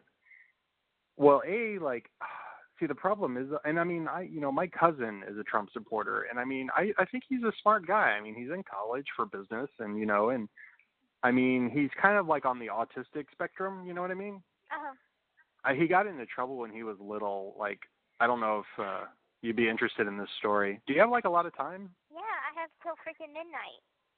Oh, okay, cool. Okay. We just have to count time at 10 o'clock, and that's it. Like, I can come out after 15 minutes and then get back on the phone. So it'd be on till midnight. Oh, okay. Yeah. Okay. What was I gonna say? Oh yeah, but my cousin, when he was little, I want to say, what was it? Okay, I don't remember the specific age, but he took a gun to school. Oh my. He took one of my uncle's guns to school, and they found out after they found it on him that he was hearing voices. Yeah, and he was hearing voices, and one of the voices was telling him to hurt himself, and it was a really ugly, like, it hurt their family a lot, and it was a really, really bad time for them, and my uncle had to pretty much sell like everything that he had invested in for so long to get his record expunged. So he could, like, because I mean, that was serious, and this was like after Columbine, so it was a really. Oh, wow. Was it after Columbine? Wait, I don't know if it was after Columbine or not, but anyway, yeah, it was. What was weird is that he took the gun, but he only had one bullet, and it was weird that it was like, But anyway, but I mean, right now though he's in college, and he's seeing somebody, and. Like, but he's a Trump supporter, and I don't understand why, except because, well, he was in the military, and what I think it is, he likes the chaos that this is going to cause, because I know, I mean, it's so funny, like, if you have, like, any, like, sense of foresight, you can see what this is going to do to the world. Oh, yeah, it's all bad. It's just, it's all going to go to shit, and we're all going to die. It's awful. And it's well, I mean, we're all going to die. Well, we're all gonna die, but I mean, that's eventual. Oh no! I don't think the world is gonna come to an end. What I think though is our standing in the world is being really shook up right now. Yeah. Like we're a joke. Especially with Trump wanting to make all these new bans and stuff, and I feel like that's shaking up a lot of people to where there was peace, and now they're like, I'm not so sure about this, so we're just gonna attack the U.S. or some shit like that. Oh no! It's not even that. It's he's rallying the racists. Oh God. That's what's this is all happening here. I mean, there are a lot of attacks on minorities, in the U.S. right now because he's emboldened them. Yeah. I mean, whenever I was in county, okay, so I know President Trump is, like, totally against, like, Islam and is, they call him ragheads. Of course, I think that's a racist term, so I just call it them. Is. It is. So, my roommate, she's in Greene County right now. She's on a federal charge of threatening to kill 2 FBI agents. And but what she did, and it pissed me off so much, that the government and everybody's like conspiring against her because of her faith. And she is Arab and she is Muslim, and she's a very proud one. Like, we almost got into it sometimes, but again, because of my submissive nature, I didn't, you know. Wait. Why did you get into it with her? Because she said that that the people that died in 9/11 deserved what they got, and so I got really pissed off about that because I'm like, these are innocent people that don't deserve to die. But she was just like very hateful to the U.S., which I can understand because she's being discriminated against so badly. And she did try and teach me like a little bit about Islam, and I'm the kind of person like I don't discriminate against any sort of religion. Like I'm open. Except the gays. Oh, shut up. And so I'm open. Hey, you said it. I'm open-minded to many different things, and so I've had, you know, friends that were pagan. I've had friends that were Buddhist. I've had friends that, you know, just come from a multi-religion, and I don't judge. I actually love to learn more about, you know, different people's religions than just my own. Oh, really? Yeah. I got a great book that you would like then. Okay. Yeah, I'll send it. Well, see, it sucks that you can only have 6 books. I don't understand that. I know. Right now I have 5 because my friend Ken had sent me some Star Wars books, and they're like a compiled thing of like the Star Wars Insider magazine. And I was like, I'm never giving these up. I'm not giving the knowledge book up, and I'm not giving these Star Wars books up. So, Oh shit! I'm so sorry then. No, it's okay. It's okay. Well, my surprise, I sent you 3 books. Oh, well, I'll see what I can work out. Okay. I'll see what I can work out. Well, two of them are quick reads. I mean, what I sent you is, or do you want to know? Yeah, I want to know. Okay, I sent you this book. Have you ever heard of the Phantom Toll Booth? Sounds vaguely familiar. Okay, well, I sent you a copy of that. It's a really, really awesome fantasy novel. I sent you Coraline. Okay. And I sent you a copy of Ready Player One. Okay. All right, so this is what I'm going to do.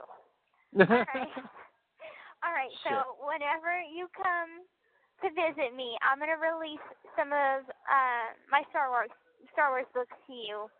And you can take them home with you and then keep them until I get out. And then whenever I get out, we can meet up and you can give them back to me then. Sure. Yeah, that's no problem. Okay, cool. I'll take care of them for you. Okay, cool. You can read them too because they're really cool. Okay. Yeah. Oh, I'm so sorry.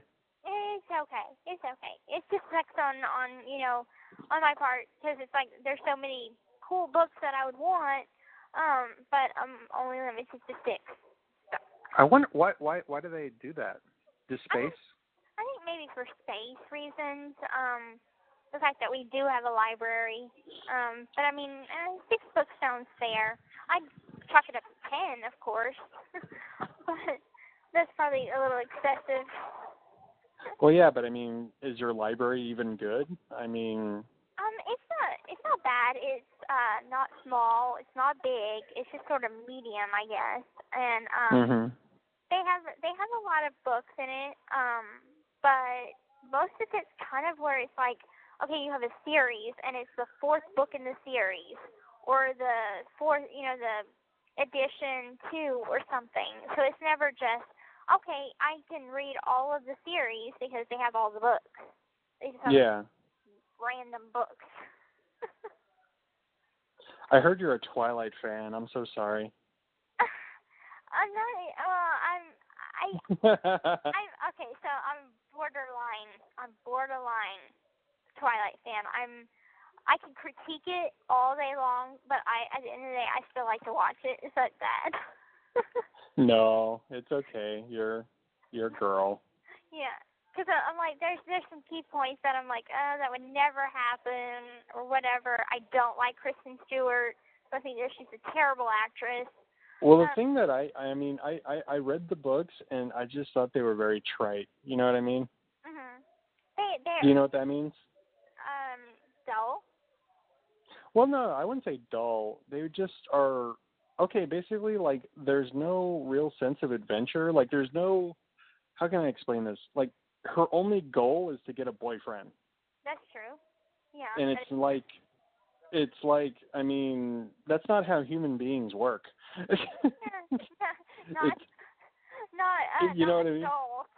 I think the books are more for teenagers. So well, think of it. Whenever you're a teenager, that is all you're trying to get. Well, okay. Well, compare it to, say, Harry Potter. You know what I mean? Okay. I mean, that book has, like, conflict, friendship, you know, like, I mean, the trials and tribulations of growing up. You know what I mean? Yeah. Twilight had none of that. You know what I mean? There was really no, like, it was very one-dimensional. Right. Well, there was no dimension to it. You know what I mean? Yeah. Yeah. And I mean, I can say that just because I read them, but like, I was like, oh man, but like, I didn't understand why there was such a huge fan base, and I think it's because those guys are just so attractive in the movie. Yeah, probably. Which is fine, you know, that's fine and everything like that. I just, you know, it didn't do anything for me personally, but that's just me. But yeah. I thought I'd just give you shit about it because I was just trying to be funny. Well, I'm like, anytime anybody ever asks me that, I'm like, I'm borderline, where I'm like, I don't hate it, and I'm not a fan. I watch them because I don't know, I'm a girl. Because it gets you all hot and bothered. Right, I guess. Looking at werewolf guys, you know. Yeah, I think if I had to pick, it would definitely be the werewolf. Yeah, but it's like, are you an nymphomaniac or bestiality? So which one? What? Yeah, because I mean, okay, think about it.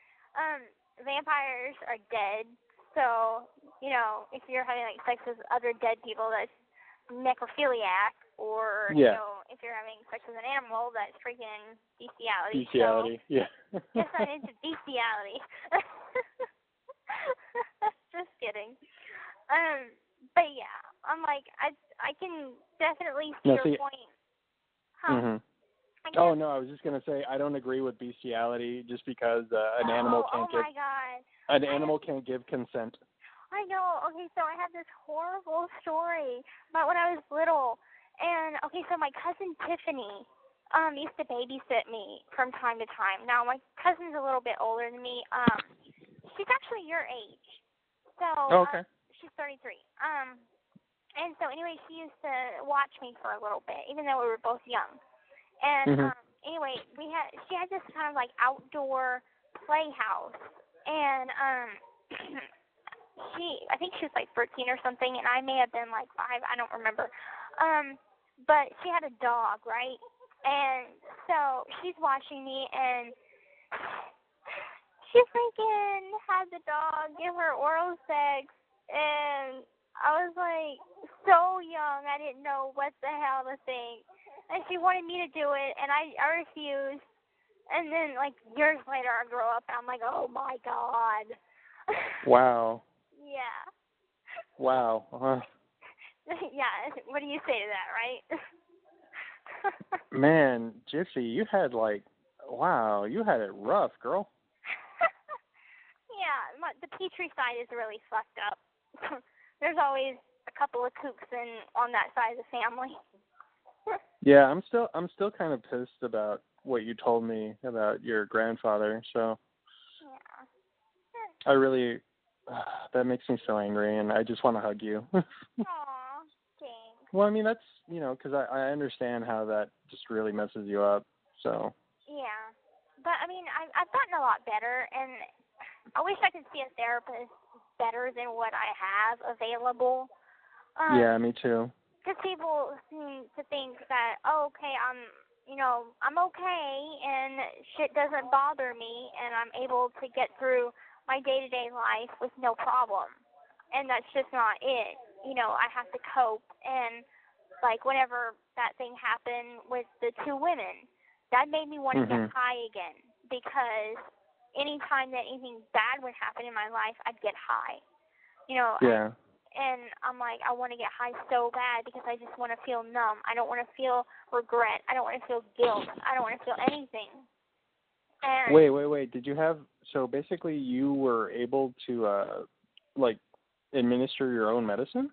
Or?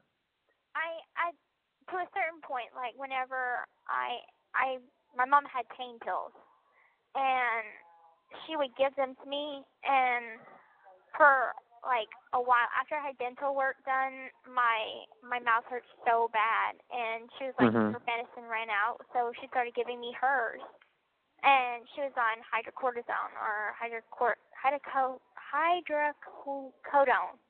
and and it was so addictive. And then once I felt like this happy, numb feeling, I got addicted to it, and then I would steal her pain pills, and I'd be like, I'd ask her, of course, but if she'd say no, I'd take one. Anyway, and she had a prescription for up to like 190. So it's not like, and she wouldn't take them as recommended, so a lot of them went to waste. So I was like, and anytime we'd have a fight or we'd get in an argument, I would go to the pain pills. I would go to Xanax, and I would mix them together. This call is from a correctional facility and may be monitored and recorded. And I'd feel better afterwards because I'd be numb. And that's my God, how old were you? My real age, I want to say 18. Wow. And then, fast forward a couple years later, and I'm just like so addicted to where I'm popping 3 and 4 at a time. And then a couple hours later, do some more, and that's why I was, I did that with Nick when I was on the run, and it numbed the pain. I didn't feel anything. I was just completely high and happy, and it just helped. That's amazing. Well, it's amazing that you never overdosed. I know, because there are so many times that I felt sick to my stomach, and I physically can't throw up. I had a surgery that stops me from throwing up, and so I couldn't puke it out, but I felt so sick, and it scared myself because I had shallow breathing, sick to my stomach, couldn't really move. So, I mean, there's dozens of times that I could have overdosed. Can you still not throw up? Yeah, I still can't. Oh, wow. Yeah. Do you know what other effects that, like, because I remember, like, your salivary glands were removed. Can you still, like, produce saliva, though? Yeah, I can, because remember, you have some that's more, I think it's more towards the upper part of your mouth, maybe it's like above your nostrils or something, or your nose or something, but you have like more than 2. I know I had 2 removed, and it was in my throat. And so, but yeah, I still produce saliva, and there might be times that I get really thirsty, and the after effects of it, I have a tendency to kind of clear my throat, so a lot on the phone you'll hear me do this. And it annoys shit out of people, and because they think I'm doing it on purpose, and I have to explain to them, look, I had a surgery, and this is why I do this often, and I'm sorry if it bugs you, but I can't control it. Yeah, well, Yeah. Oh. But yeah, I almost got into it with a roommate because of that, because she thought, why are you trying to annoy me? Why are you trying to get my attention? You're just trying to annoy me. And I'm like, no, look, I'm not trying to annoy you. Seriously, I'm not. But yeah. But other than that, the physical effects, I don't think I'm, that bad off, despite everything. Yeah. But still, I mean, there's a lot of trauma that needs to be kind of walked back, you know what I mean? Yeah. And, I have multiple scars, on my leg, from the muscle biopsy that I had done. That came back negative. I don't know how that slipped through the cracks. So that's probably about, 4 inches, on my thigh. Then, of course, I had the feeding tube scar. Then the scar on my neck from the salivary gland surgery. I have a couple of little scars from the surgery that was done on purpose to not make me, to stop me from throwing up. So those are little tiny scars. And that's it. Oh, so sorry. Hang on a second. Okay. Oh, okay. Well, gosh. So anyway, Do you have any scars? Yeah, I do. I have a scar on my arm that I look at often. My sister threw a piece of broken tile at my face, and I blocked it with my arm, and it gave me this horrible gash that, literally, within, 2 seconds, from the point of the scar all the way down to my fingers was just covered in blood. Oh, my God. Yeah, it was pretty crazy. Yeah, that sounds crazy. Why did she do that? She had problems, I guess. I don't know. We don't talk anymore because of past stuff, so... I was going to ask if you had siblings. Yeah, I have a sister. She's 5 years older than me. Oh, okay. But we don't talk anymore just because, I kind of came to a realization about all the sexual abuse. And, it wasn't just sexual. It was physical. Uh-huh. And she would make a point to humiliate me in front of her friends when they would be coming over and stuff like that. Oh, that's horrible. Wow. I'm sorry. Yeah. Oh, it's okay. It is what it is. Yeah. I'm not, we're not one-upping each other, trying to whose life was more fucked up, you know what I mean? Right. Yeah. I think all of us have little things or big things that we have to deal with, and some people, they'll tell me oh, well, my shit ain't compared to your shit, and I'm like, well, I think it's a matter of your own perspective, really, because something that bothers you might not bother me. And something that bothers me might not bother you. So it's just kind of, we have our own sort of demons, quote unquote, to deal with. That, and just kind of outrunning it, you know what I mean? Just not letting it affect you to the point that history repeats itself, Yeah, that's definitely a big thing. Because if you let it affect you to where you're doing it to other people or whatever, that's bad. Mm-hmm. But if you can look past it and be like, I choose not to do that because I understand how much it hurts somebody. Exactly. And that you're aware of it, that. Yeah. I don't know. That makes complete sense. It just bothers the hell out of me that, your grandfather, not only molested you, but molested your mother. That's sick. Yeah. I'm sorry. I don't mean to keep bringing it up. No, it's fine. I've dealt with my demons, and whenever I had ran away from home, and Mom had did everything she did, and she asked me if I was still a virgin, and I had a hard time answering that question because I'm like, I don't know. And she's like, how do you not know? Seriously, how do you not know? And I'm like, look, Dan didn't touch me. All we did was sleep next to each other. The only thing I did was kiss him, and that's it. But something happened before I ran away. And she knew, but she didn't know in detail. And every time I tried to talk about it with her, she'd start crying and blaming herself. So I just stopped talking about it and chose to put it behind me. And then you shouldn't, though. I know. And like I had confided in her finally to tell her everything.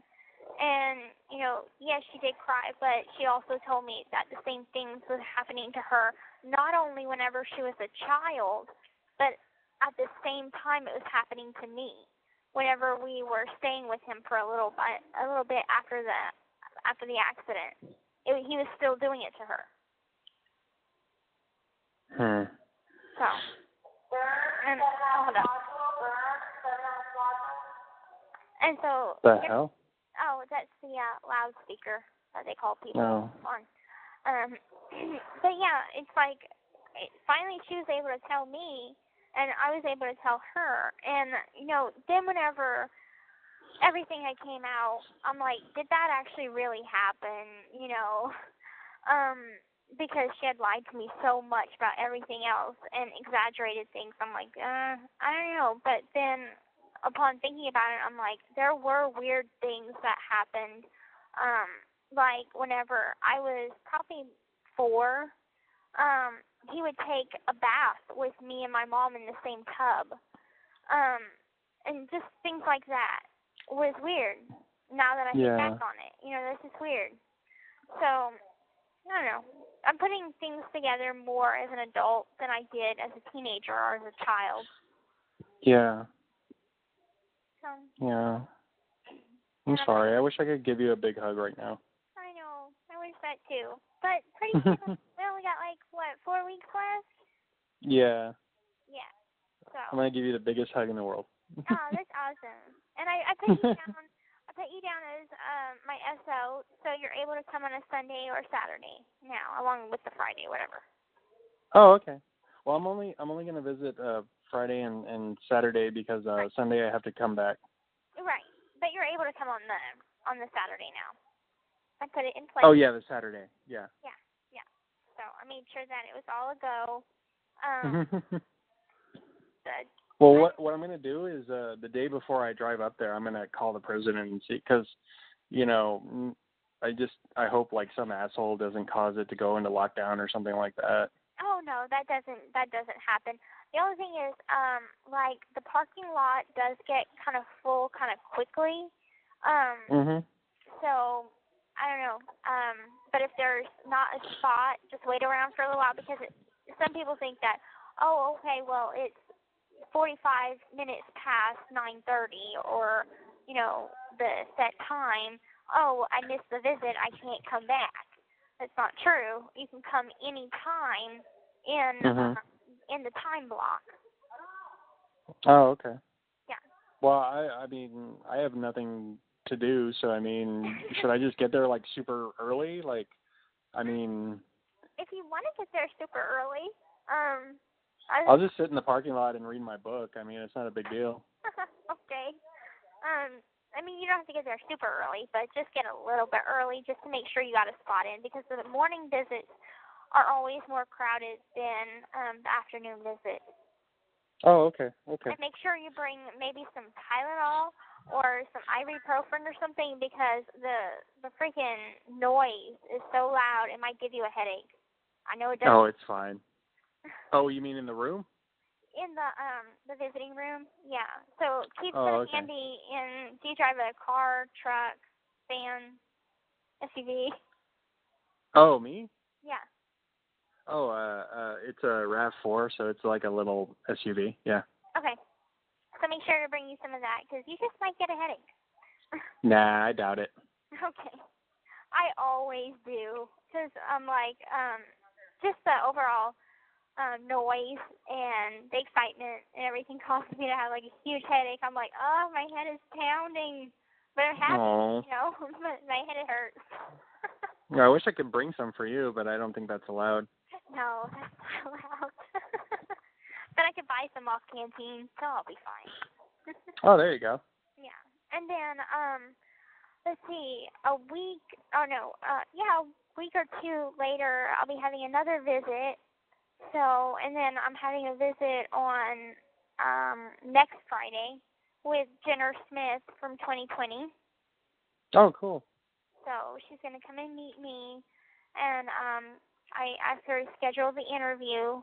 She said that she'd talk to her people, And it'll probably be at the end of this month or beginning of next month, which I let her know. I'm like, I'm having visits, so don't schedule it on my visiting days.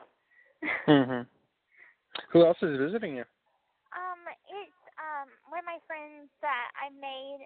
He's from Seattle. His name is Ken. And so he's coming.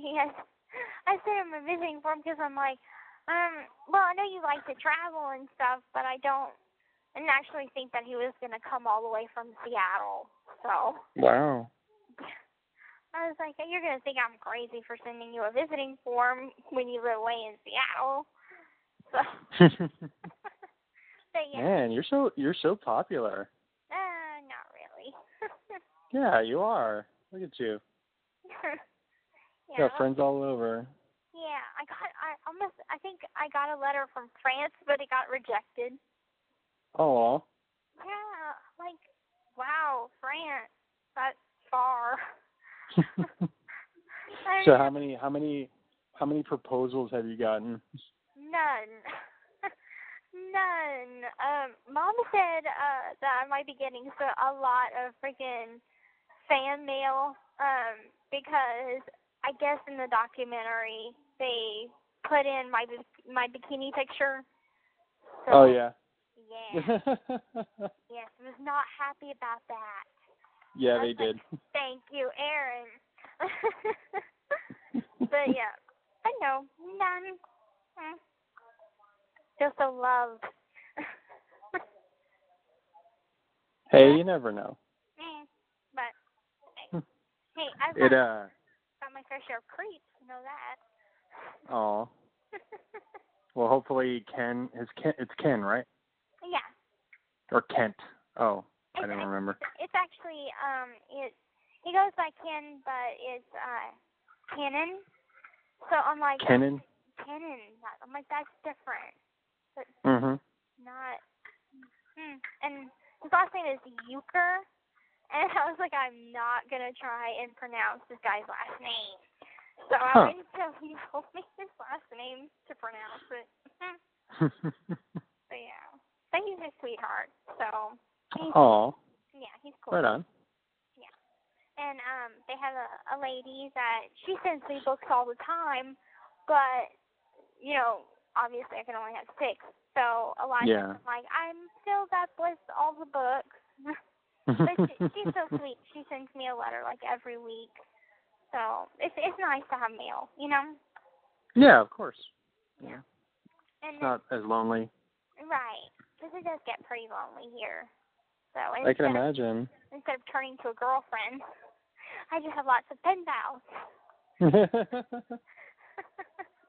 Yeah. But I still can't wait for you to get my letter. I was so happy to get yours the other day. I was like, I didn't expect it. Oh. I sent you another one, a reply to your other one. I was really flattered that you wanted to go on a date with me. Oh, you got that one. Okay. Yeah, well, I was like, I told you that I tend to be very, very shy. So yeah. I'm like, understandable. Yeah. So I'm like,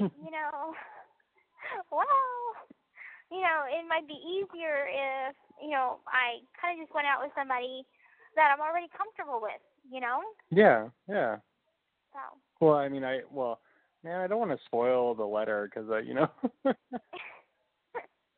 I said, yeah, I would love that.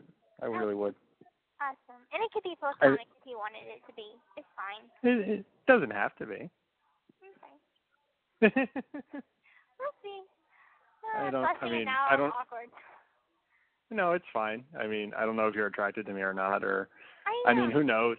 Well, who knows though? I mean, you're probably gonna have him. You're gonna be beating him off with a stick once you get out. So.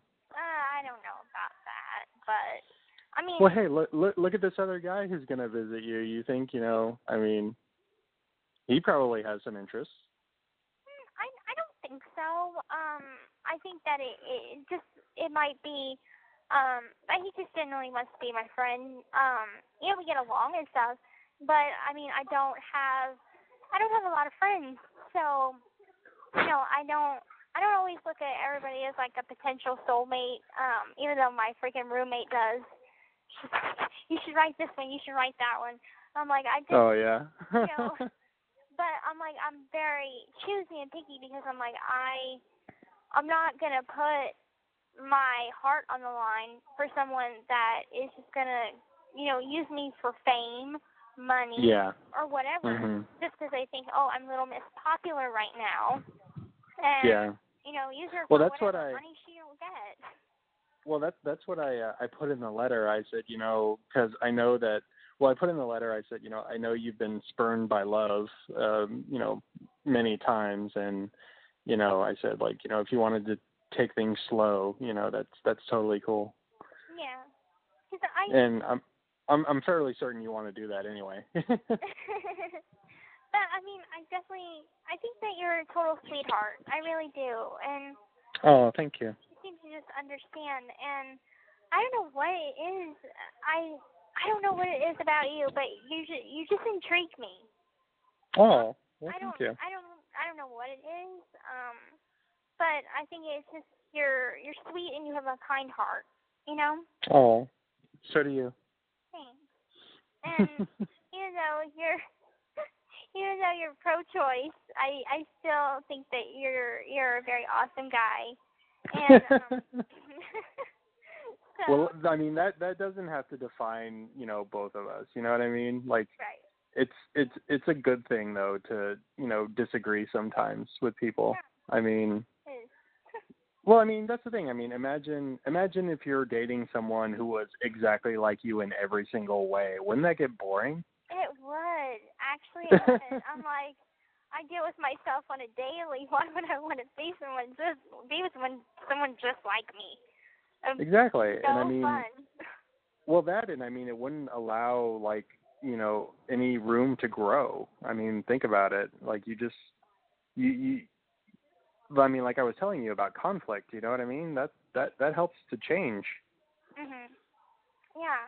And it's healthy to kind of have a little bit of conflict, because at the same time, if everything's going perfectly smooth all the time, then Yeah. you lose sight of, you know, the passion that you feel, you know, Mhm. because it's not being challenged. It's just everything's Exactly. always going your way, and then it gets boring, you know. Well, it's also important to clear the air now and again. You know what I mean? Just to, like, you know, you're clearing your throat all the time, and it's really annoying me. And Right. You know, and Is it really annoying you? Sorry. No. I was just using it as an example. You know what I mean? But kind of like thinking about how your roommate was, you know, honest and open with you, and it's like that was a good thing, instead of like, you know, like one day you're doing something and like they just completely blow up. It's like your dad, you know, when he blew up at your mom. Right. It was like, I mean, I'm pretty sure that wasn't just about that one thing. It was a bunch of other things that he just, you know, couldn't express at the time. Yeah. Yeah. By the way, how's that situation going, by the way? It's going a lot better. I had talked to Mom on the phone. I had talked to Dad a few short minutes after that. I didn't want to. Hey, Susie. I didn't want to like talk to him right after I got that information, because I was afraid of me saying something to him that might be mean, and I didn't want to do that, or something that I didn't mean to say or didn't feel. So I gave myself some time to think about it, think about what I was going to say, because, you know, he talked it over with Mia and Dylan and me, but he only told Mom that he talked about it with Mia and Dylan. So I didn't let her know that, he talked about, that you guys are having issues and that he was thinking about a divorce. He didn't tell her that. So I was kind of happy about that, because I'm like, then she'd feel like I was being, you know, disrespectful or whatever, like just keeping stuff from her. Man, I didn't want her to feel that way. But at the same time, I couldn't tell her everything because Dad told me not to. So I'm like, I'm in the middle of it. I don't know what to do. And I just kind of told him, I'm like, look, I'm supportive of you no matter what, but I want you guys to be together. She is understanding that she needs to freaking be your best friend. and start being your wife again. And you don't have to freaking bring her weight into it or the way she looks into it, because I know that that's not the issue. She's not fat. And, I mean, this new fame has created sort of a celebrity kind of status for us all. Okay, so all the women look at Dad, and all the men look at either me or Mom. So it's, we're getting people, okay? So I think it was kind of getting to his head where he's like, all these chicks are digging me right now, and I'm tied down. That may have been a part of it, and that's what Mom was thinking. Like, none of this occurred until he was put in the support group, and he always was like, oh, okay, well, add this girl. I talked to this girl. So it kind of caused a little bit of jealousy, a little bit of insecurity in their marriage. So. Oh, okay. Yeah. So a lot of that. That makes sense. Yeah. And so it was kind of just a firestorm of a bunch of things. And I talked to him, and he said that he feels like he has all the responsibility on his shoulders. And she is only giving a certain percentage, whereas he is giving all of his percent. And so I'm like trying to talk to them both, and so far so good. There's been nothing pretty much bad happening so far. And I'm like, I was kind of waiting out. Mom's looking for a job, which as long as she tries and Dad sees that she's trying, he's not going to bring it up again. But I think that she may have some leadway. She's thinking about getting a job as a kind of working at the desk at the hospital, which she has experience in the medical field because she's done that whenever she was in college. So. Oh, cool. Yeah. So things are better. That's good. Yeah. I'm the See, you were worried. You were worried. Yes, I was worried. I was so worried because I'm like, he put rules down for them, and I'm wondering what are my rules, and he didn't tell me any rules for me. And I'm like, well, I can see that because I'm in prison, so it's not like he can be like, okay, well, you need to get a job right now. See, isn't that here? Go with me right now, okay? Just go with me to this place. But can you imagine imagine that you feel that, just the world is going to end. You know what I mean? Like everything is just not working out and crumbling around you, and, relationships are changing. And then just imagine coming through the other end and realizing that, oh my God, it wasn't as bad as I thought. And it was all in my head that I was just making it worse, like you think of every possible scenario and they're all bad and they're just all like, oh my God, just, it's like you're dying, Wow, this got depressing. Oh, I'm sorry. But I mean, think think about, you're on the other, you've gone through the other side of it and you're just like, oh, that wasn't as bad, Right. I don't know, that was just the impression I got. It's like, because it just felt like, oh my God, everything is just, everything's going to shit. Yeah, everything's going to hell, I don't know what to do. Anyway. That's how I felt. Because I'm like, I don't know what to do. I don't know who I can talk to because I can't talk to, Dad about it because, he's telling me how he feels and I want to be mature about it and accept it. And I can't tell Mom about how I'm feeling because, she's the person that he's talking about. Yeah. But I mean, that relief, you know what I mean? Isn't that a wonderful feeling? Yeah, especially after talking with her and her demeanor didn't change while she was talking to me. It stayed the same as before. And, she was still very supportive. And, someone had asked her while we were on the phone something about the petition. And she replied that we want to get at least 5,000 signatures. And so it kind of showed me that, like, okay, well, even though Dad is the common denominator, she loves me because we have built a bond on our own. And no matter what happens, she's still going to love me.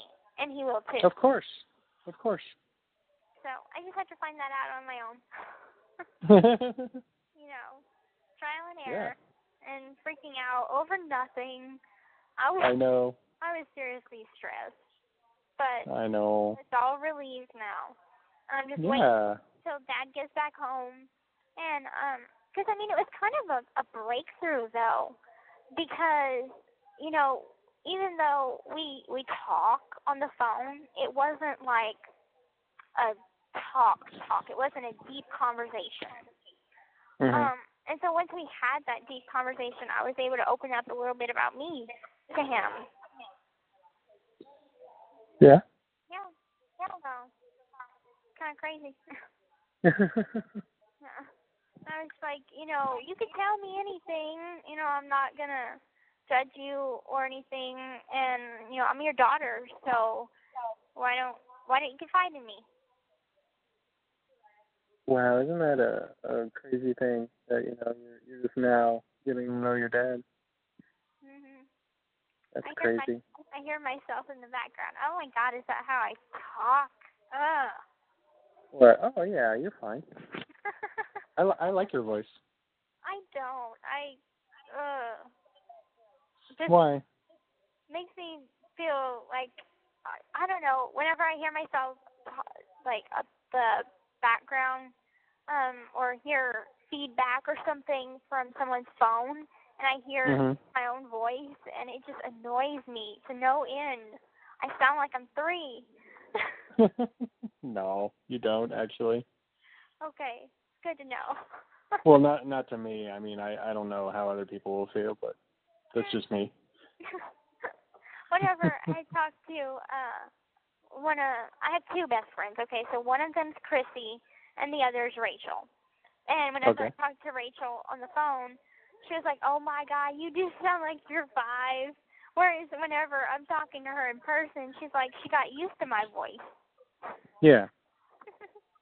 So it's funny. And then Mom's like, it's gotten a lot better since counting, because whenever you get excited, your voice tends to go higher, and especially when I'm trying to scream, my voice will go higher. Why would you scream? I don't know, like whenever I'm trying to scream for somebody. Oh. Or their name or something, Oh, I see. Yeah. It goes really, really high. And one of the guards was like, stop yelling. Yeah. There's some... Oh, is it? Go ahead. Oh, no, it was like, I was just going to, like, poke at you a little and be like, oh, is that the guard that you have a crush on? No. I don't think I like him so much anymore. I heard he's a sticker for rules. I'm like, Oh. You're not cool. I was like, there used to be one that worked on the house, and I'm in my thermal right now, and it's a thermal shirt, and I'm like, I had dyed it pink. Well, anyway, whenever I was on 5 House, they had one of the 6 House officers come work, and he was like, I was going to work, and he was like, is that a thermal? And I said, yeah. And he said, that's considered an undergarment. Go put some clothes on. I said, you're freaking gay. Not to his face. I was like, you don't like these, you're gay. Yeah. Oh, the Lordy. Funny. Yeah. We do a lot of playing around over here. But I'm like, a lot of the officers, they don't care if you're wearing a thermal or whatever. It's just ones that are stickler for rules. I'm like, I don't know. I mean, you just got to go with it, but as long as they're not exploiting you, that's the worst. Right. Yeah. But, there's a lot of cool officers here. And there was one that used to be a Harry Potter fan, and we'd talk all the time about Harry Potter. She has some Harry Potter tattoos even. Nice. Yeah. But there's a few, like, one that he's from 5 House, and he works sometimes on different houses. And he was like, Miss Blanchard, the other day I was in the doctor's office, and I saw an article in People magazine about you. I was like, okay. And he's like, you don't deserve to be here, Miss Blanchard. Oh. He's a sweetie, but I mean, a lot of the guards, they understand, and they may have seen the documentary, so who knows? Yeah. Curiosity. Curiosity, exactly. I mean, if I worked at a prison and I had an inmate or whatever that had a documentary, of course I'd watch. Mhm. Just out of curiosity. Well, I mean that's just I mean, I guess it is, celebrity. I never thought of it like that. I was thinking, I mean, when I first saw it, I was just really, really, I mean, I identified a lot with you. Mhm. And, it just kind of, I don't know. I mean, I didn't want you to face the world alone. Mhm. Like that was the instinct I had, you know what I mean? Because it did feel like you were kind of like a kindred spirit. Mhm. Yeah, I can see So, that. yeah, that's just my personal opinion. But I mean, I don't know. I mean, it'll be interesting once you get out. Like how I mean, that's the thing too. Well, that and know that celebrity isn't permanent. Mhm. So you're gonna have to accept that, and people. That's the thing. People in the world have like really short attention spans. Yeah. So hopefully all this will blow over. But I'm thinking, okay, so Aaron and everybody that works on the first documentary is thinking about making a second documentary. And this one's after I get out. So they might want to like film me leaving the gates or something. Aaron and Mom and Dad have already talked about it. So I feel like it's never gonna freaking end, and there's always gonna be something else and then something else, and I get tired of it because I'm like, when do I just get to be a normal woman just for once? My life wasn't normal before, and it's not normal now. Like, yeah, it just weighs on me because I'm like, my name puts me out there. yeah. So I can kind of understand why my roommates are so against me naming my future kid Merlin, because it just it puts you out there, and the spotlight's gonna be on you whether you like it or not, because it seems like you stick out like a sore thumb. Well, Gypsy though, is that what you want? Do I want to stick out? Yeah. No. Do you want a quiet life? I mean. Yeah, I mean, like once I leave this place, the thing I love so much about where Nick lived is where it was in the boondocks. Like, there was nothing. It was secluded. It was nice. It was peaceful. And I want to travel, yes, but I want a nice, quiet life. I don't need to be out there. And, this is like the peak of the fame that I'm going to have. Like, there's not going to be any more whenever I'm out. Like, hopefully I'll just be able to just be Gypsy, and that'll be it. And then people can know me as a friend, or as a neighbor, rather than that's the girl rather than that's the girl that da da da da da. Yeah. So I don't feel a need to have everybody know everything I've been through. Of course, I want to be an advocate for people that might be going through something similar, but I can do that without being exploited. Yeah. No, that's really cool. Yeah. Hopefully, just because I even told Dad that, I'm like, when do we stop?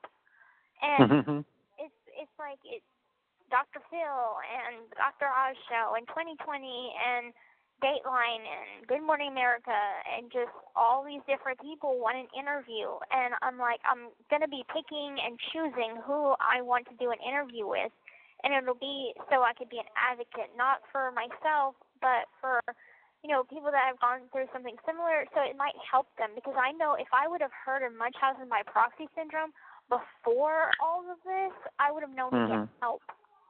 I would have recognized the symptoms right away because she had them very clearly, and I would have gotten help.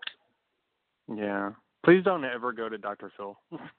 No, I don't. I don't want. I don't want to do the Dr. Oz show, and Dr. Phil. I don't know if he's a real doctor or not. No, he's a gigantic asshole. He exploits people.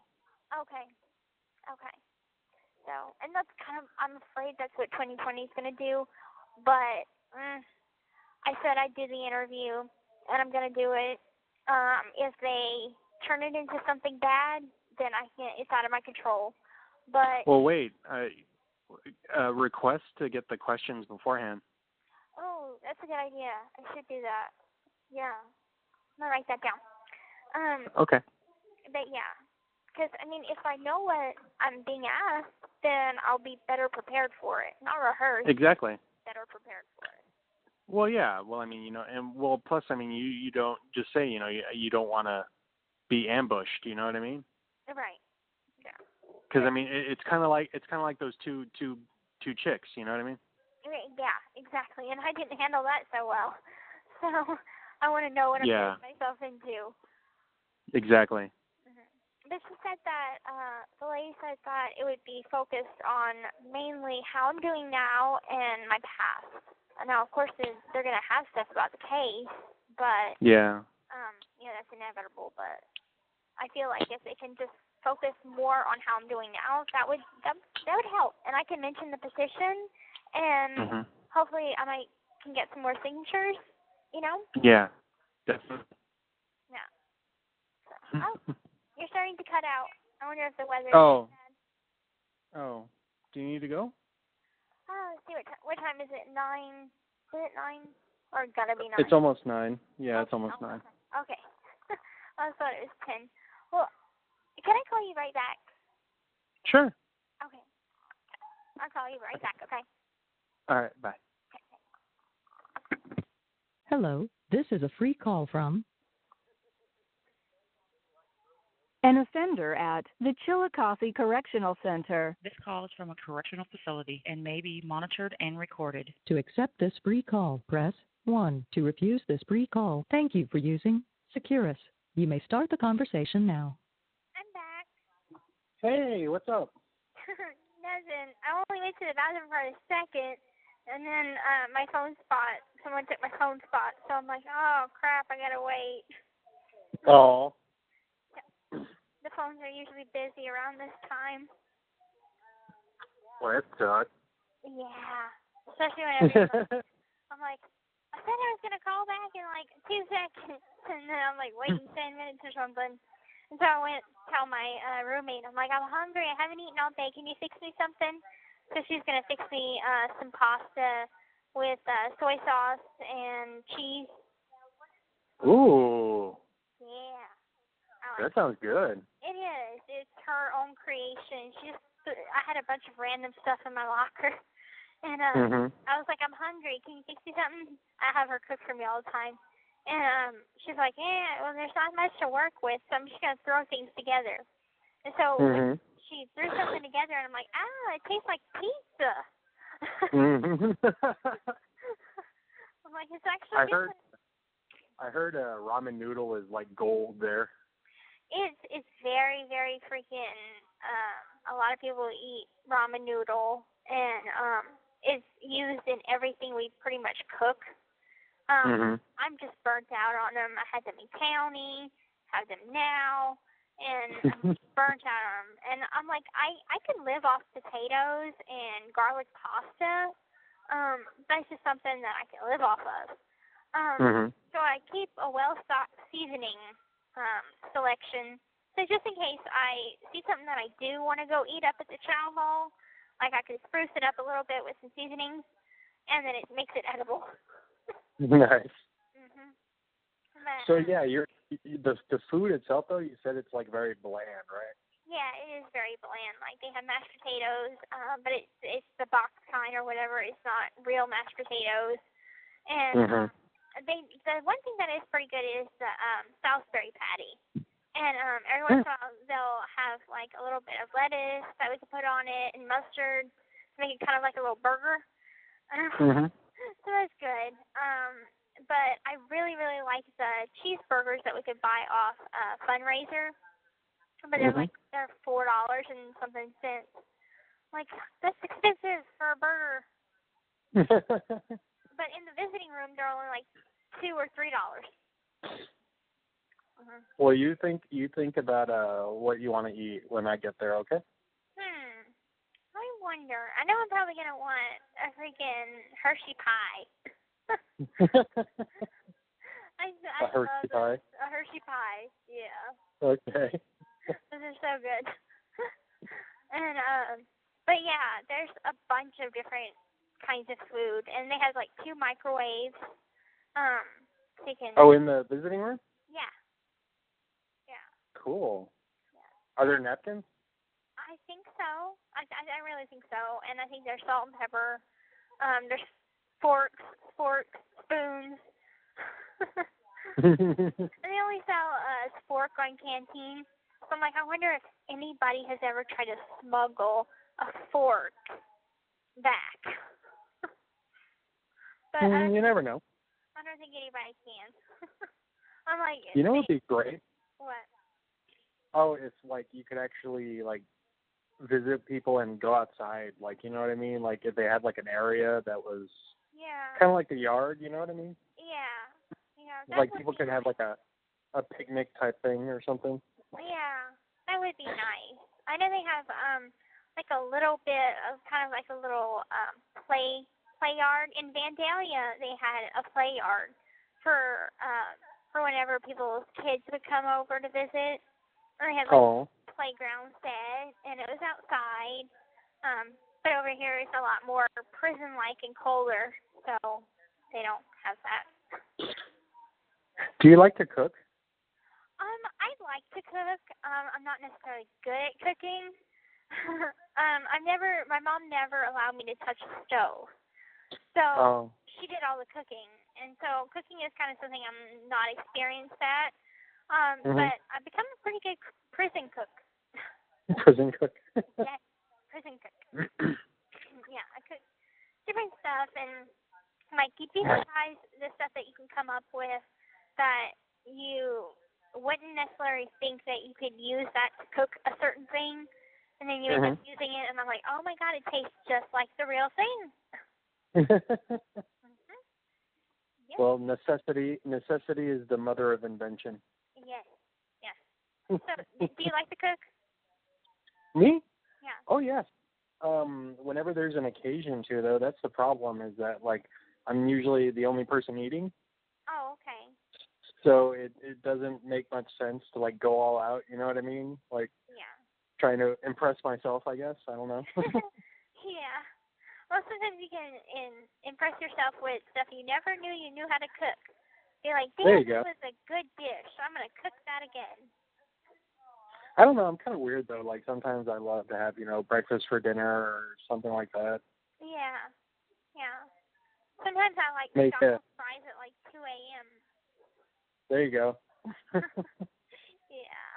So, like, there was a commercial that used to play, and it was for McDonald's.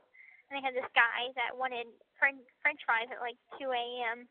And so he goes out and gets them, and he's sitting on top of his roof.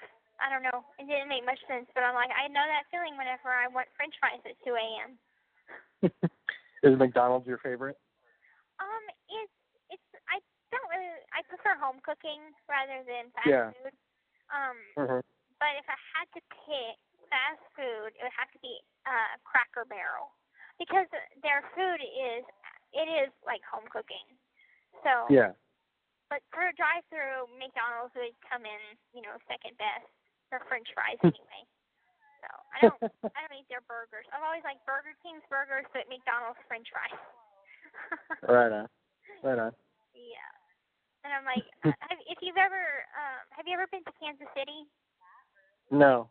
Okay, so they have Jack Stack Barbecue, and it's a restaurant, and they're famous for their barbecue sauce, and they have their own Casey's barbecue sauce, and it's just a very well-known restaurant, and they have really good fries there.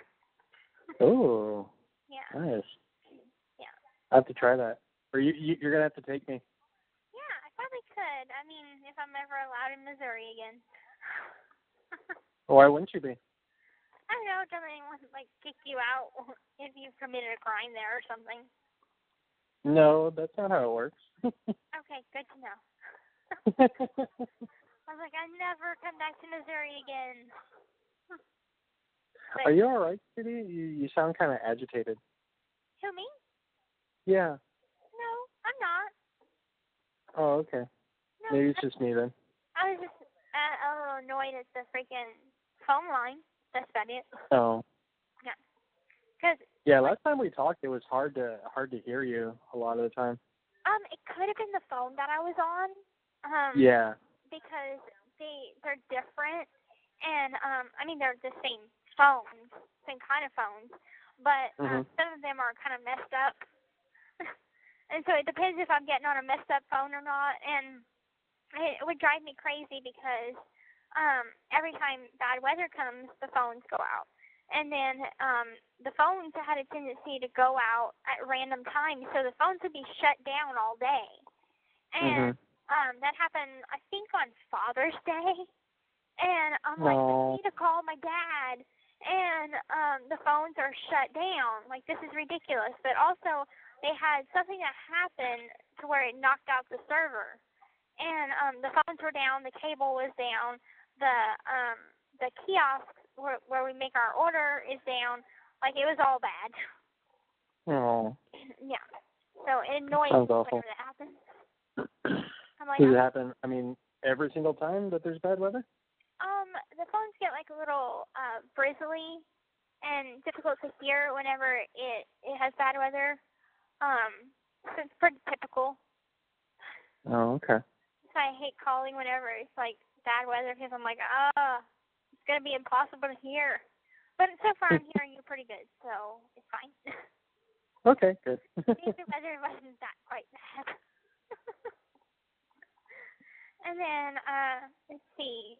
So, tonight... Oh. Okay. Yeah. Go ahead. No, go ahead. Oh, no, you. I was going to talk about the movie that I was going to watch. What movie?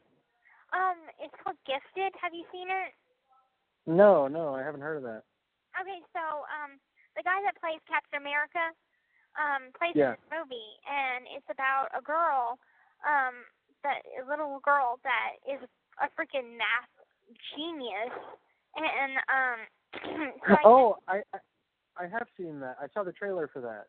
Okay, yeah, so that's the movie that's playing tonight.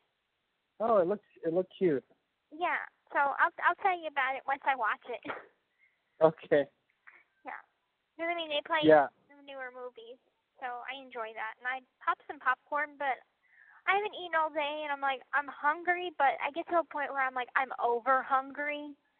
So I'll get like, I'm so hungry, and then once I eat something, I'm like, I'm not hungry. And then my tummy will hurt, and I'm just like, I should have eaten something when I was actually hungry. And I wouldn't have gotten to this point. Yeah. Yeah, it happens to me sometimes. I sometimes forget that my body exists.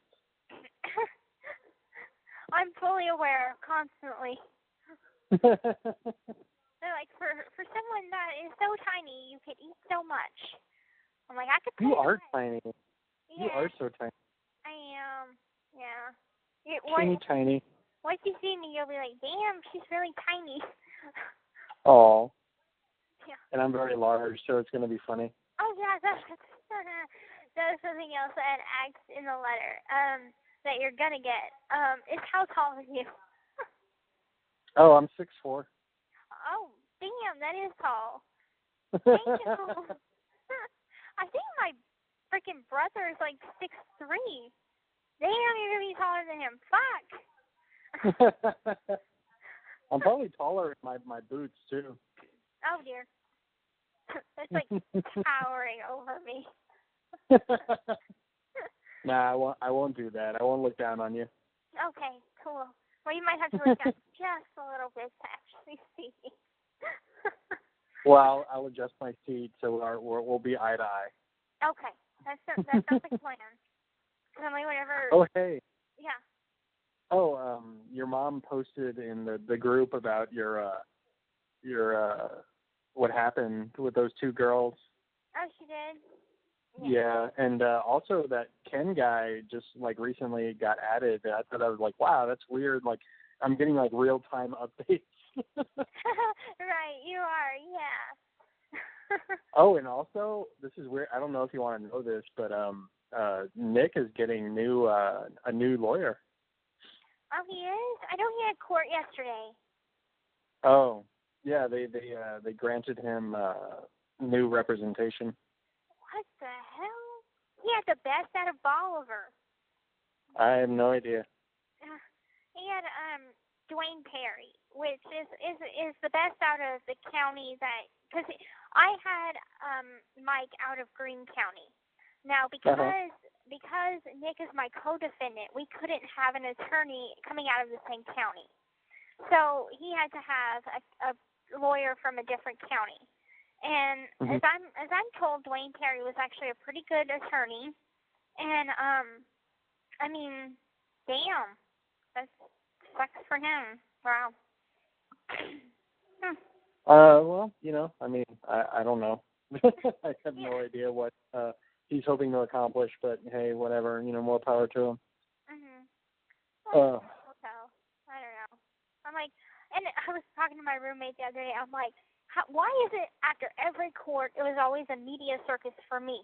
But he has court and he has absolutely no media coverage whatsoever. Like the news leader might report on it, but I have to find that out in the newspaper. But for me, it was like always covered on every freaking news channel possible. I'm like, that's unfair. Well, I think it's just because of the circumstances of the case. I think that's what's most interesting about it. I mean, you know, what Nick did, I mean, happens I'm not trying to downgrade what happened to your mom, but I mean, you know, it happens all the time. I mean, you know, Nick is not unique. Yeah. I mean, in my opinion, he's not. This kind of stuff happens like a lot, and I was watching a couple of shows on TV. One of them called Snapped, and I guess they have an edition called Killer Couples.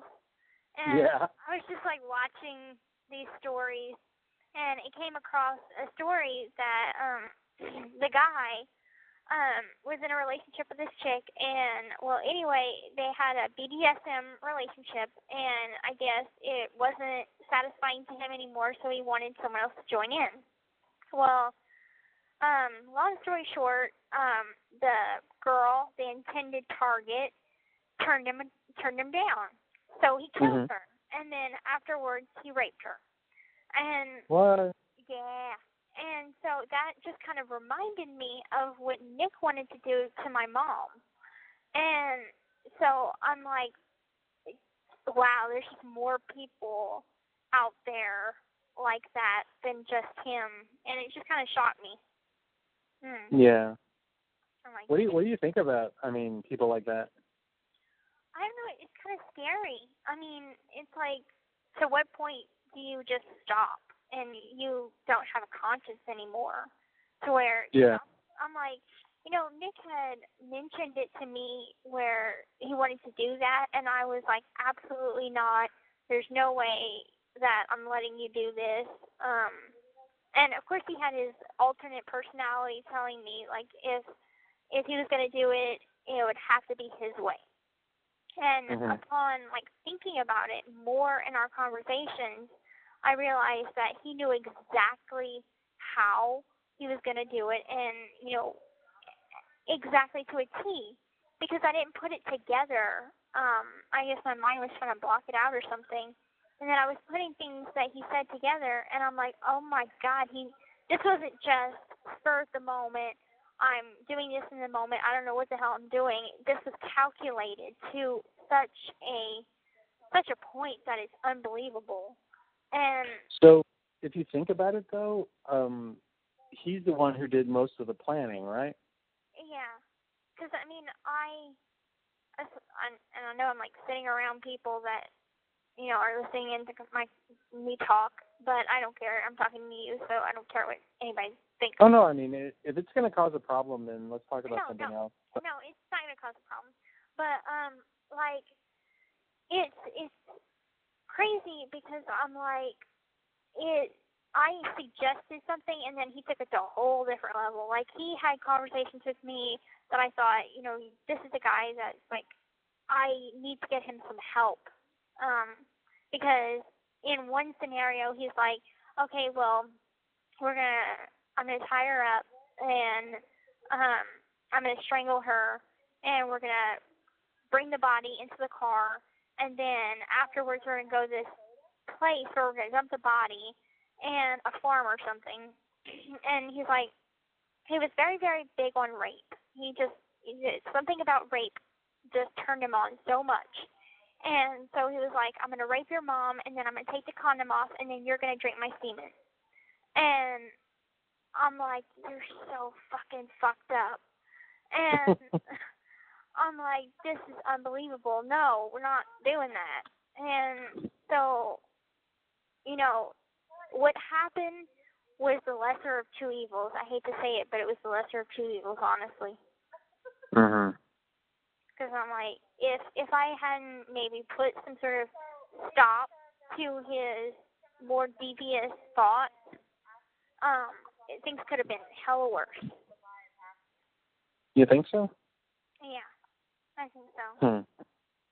Because I mean, I had to freaking talk him out of doing some sick shit for so long that, you know, I think maybe the fear of me not wanting him anymore, or the fear of me saying I'm done with you, I'm leaving, this is not gonna happen, scared him, and so he'd lose me, and he didn't want that. So and I thought he was just gonna do one stab. Okay, I know that sounds horrible, or not even think that he was gonna do anything to begin with, and then he ended up doing what he did. And I'm like, oh my God. And I freaked out on him whenever we were back at the hotel. I started crying, and he didn't expect that. And, you know, he played off like he was so concerned about me, and he started to fake cry as well. And, but, I mean, now looking back on it, I'm like, if somebody could do that, and then 1 minute turn around and everything's fine, and then the next minute try and show some sort of remorse, and then the next minute turn around and be all happy. Like, that's not normal. Yeah. Yeah. So, I don't know. I think that he needs a lot of help. And like I was saying before, whenever those women were bringing up that I have no empathy for him, it's not that I don't have any empathy for him, and I could put aside my hurt feelings from our relationship. I could put that aside. I don't think that he should go to prison for the rest of his life because he cheated on me. I'm not scornful like that. But he cheated on you? Oh yeah. I had to find out through Mike whenever he was going through Facebook records. So Nick had all of my passwords because he was always afraid that I was going to cheat on him, even though I never gave him a reason to doubt me. And so he had all my passwords to everything, email, Facebook, whatever. And I asked him one day, I'm like, no, it seems only fair if you have my passwords, why don't I have yours? And he kept on saying, well, we're going to get a joint account. We're going to get a joint account. And once we're together, I'm going to delete my account and we'll get a joint account. And I'm like, okay. And I didn't question it further. And then whenever Mike had came over when I was in county, he was like, you know, he was talking to like 3 other women quite explicitly. One was in Wisconsin, one was in Kansas, and the other was in Louisiana. And I'm like, I fucking knew it, you know? It's like one of those things you have a gut feeling, but you're like, you put it aside, and you're like, no, he wouldn't do that, he wouldn't do that. Yeah, he did. Yeah. So that's kind of where I was like, you know what, fuck him, I'm so mad, and that's where we kind of really broke up. I was like, at the beginning I was like supportive, and I felt like We were going to get through this together. Until that. I was like, no, too much. Well, also, I mean, those girls don't know that he threatened you. Oh, he threatened them too. He threatened to kill one, the one in Wisconsin.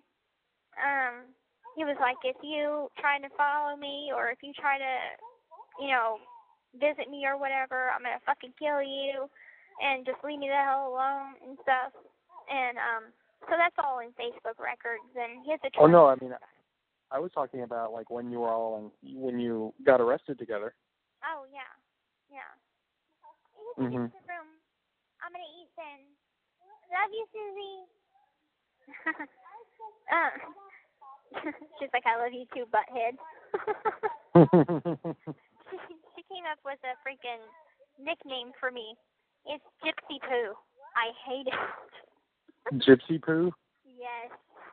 Oh, that's awful. I call her Susu Bear. I'm talking about you. I said I call you Susu Bear. Yeah, you heard your name. But anyway, I mean, I just think that he has a lot of work to do on himself, and I don't think that I manipulated him into where he's at, because he showed violent tendencies before that and made death threats upon many people, but mostly he just shows that side of himself to his girlfriends. He doesn't show that side of himself to anybody else. And yeah. I tried to tell the women, I'm like, listen, if you were his girlfriend, you would know a hella better than from the outside looking in, Mm-hmm. And I'm like, you don't know how he's like. And I remember, I think that's what I said in my interrogation. I'm like, you don't know what he's like. And it's true. And he could play off the whole innocent, she asked me to do it, so I just loved her that much routine. But I know the truth. And so yeah, that's what he said in his interrogation. Mhm. And I'm like, I know what he's like. I know. But I mean, I think both of us had cards to play, and our attorneys kind of viewed it that way. He has the mental health card. I had the fucked up childhood card, and we played the cards that we were dealt with. Yeah. It's a strategy, especially whenever going through a case. Well, but here's the thing. I mean, like, he's at a disadvantage because he actually did something. Right. Yeah. You know what I mean? Mm-hmm. It's like, see, that's what I don't get, and I don't get what you got. I mean, I think it's undeserved because, I mean, yes, you can daydream and you can actually go through the process of planning something, but when you put something into action, yeah, that's where it got you. You know what I mean? Yeah. When you agreed to it, but at the same time, though, like, you didn't actually do anything. Right. And that's what bothers me about the whole thing. Well, I did hand him the murder weapon. So, I mean, I think as for physical-wise, yeah, I did do something, and then at the same time, I didn't do anything, and not doing something also counts as against me, too, because I could have called the police, and I didn't. Yeah, that's true. So I'm like, in hindsight, I'm like, I know I did multiple stuff wrong. I'm losing my voice. Right. It's okay. But I've learned from it. Like, I know better now. If I was ever in that kind of a situation again, I know the right thing to do now. Whereas before, yeah. And that's another thing that was pointed out in the documentary that I really, really liked, that, that people who are affected by the type of abuse that you experienced can lose touch with reality. And plus, I mean, you are under the influence of drugs. Right. So, I mean, you probably had absolutely no, feelings one way or another about what was happening. True. And that's kind of what made it easy to cope with. But then whenever I got arrested and the drugs went away, then that's where I started to crumble and become in shock. And then people were like, you have no emotion. What the hell is wrong with you? Like, you're a psychopath. And I'm like, I don't know what's wrong with me, but I just don't feel like this is real. Yeah. I was in shock. And then whenever it hit me, and it finally hit me, you know, I cried, oh my God. But in a place where you're being watched, your every move, and you have to be put on, like, suicide if you start crying, it's not easy. Like, I would have needed to break some shit, you know, scream, get it all out. And I wasn't able to do that. Yeah. So.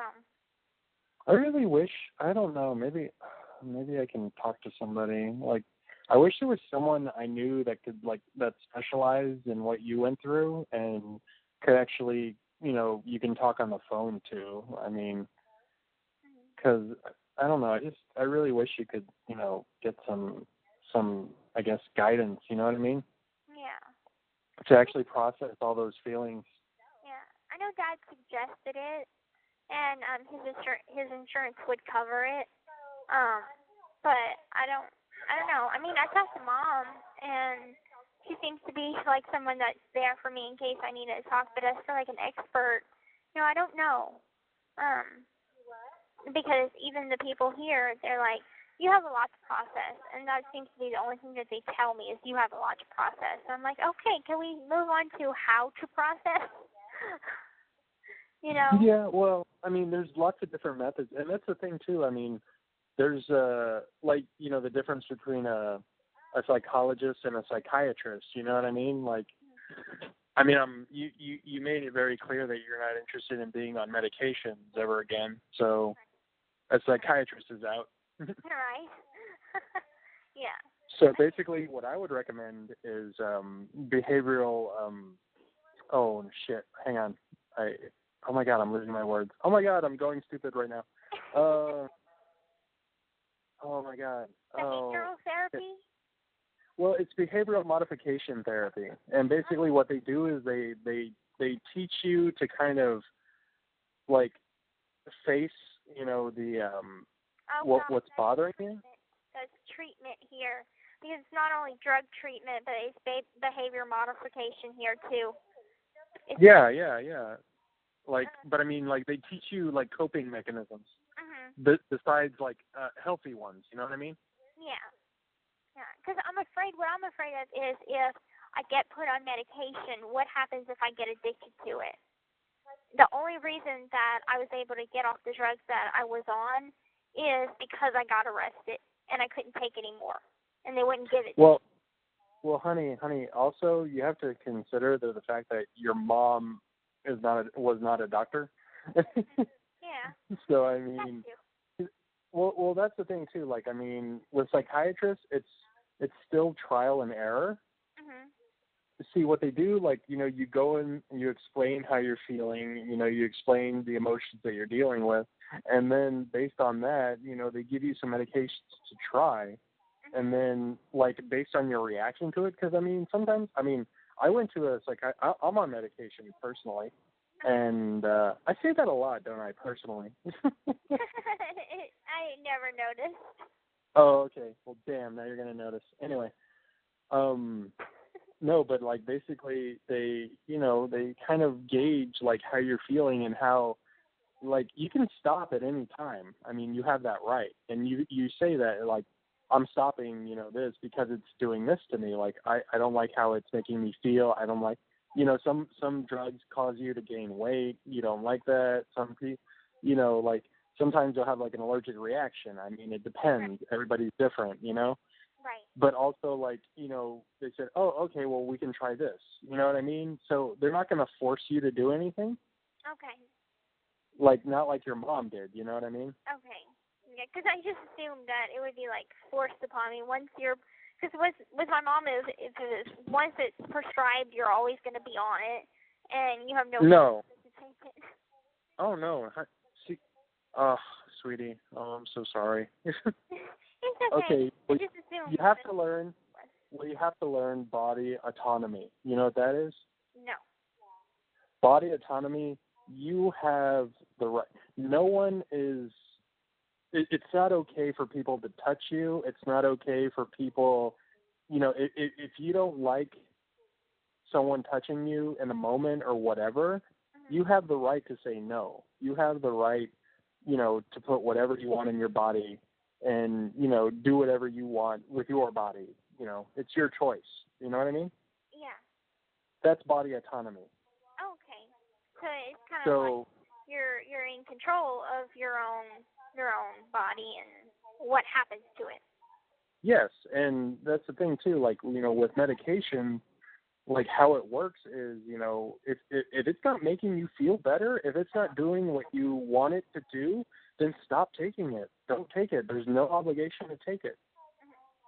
Yes, that no obligation whatsoever. Yeah. What are you on medication for? Oh, I was having really bad anxiety and suicidal thoughts. Oh, okay. I mean, it was getting to the point where every single day I thought about dying.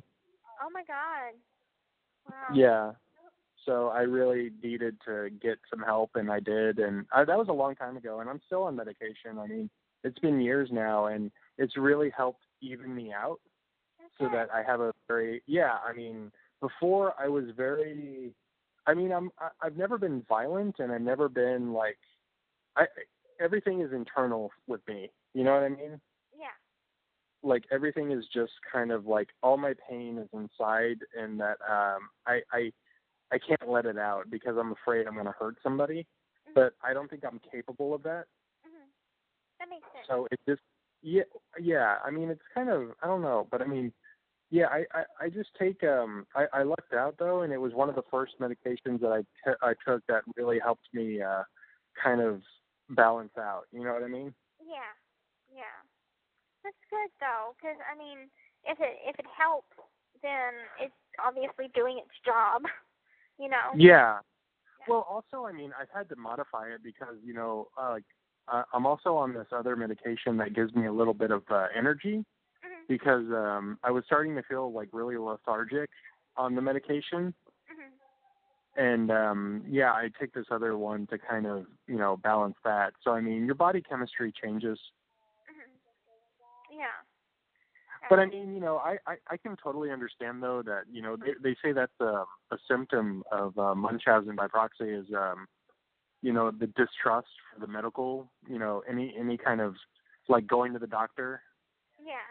Like you can ask the people here, I don't go to medical even when I'm like so sick.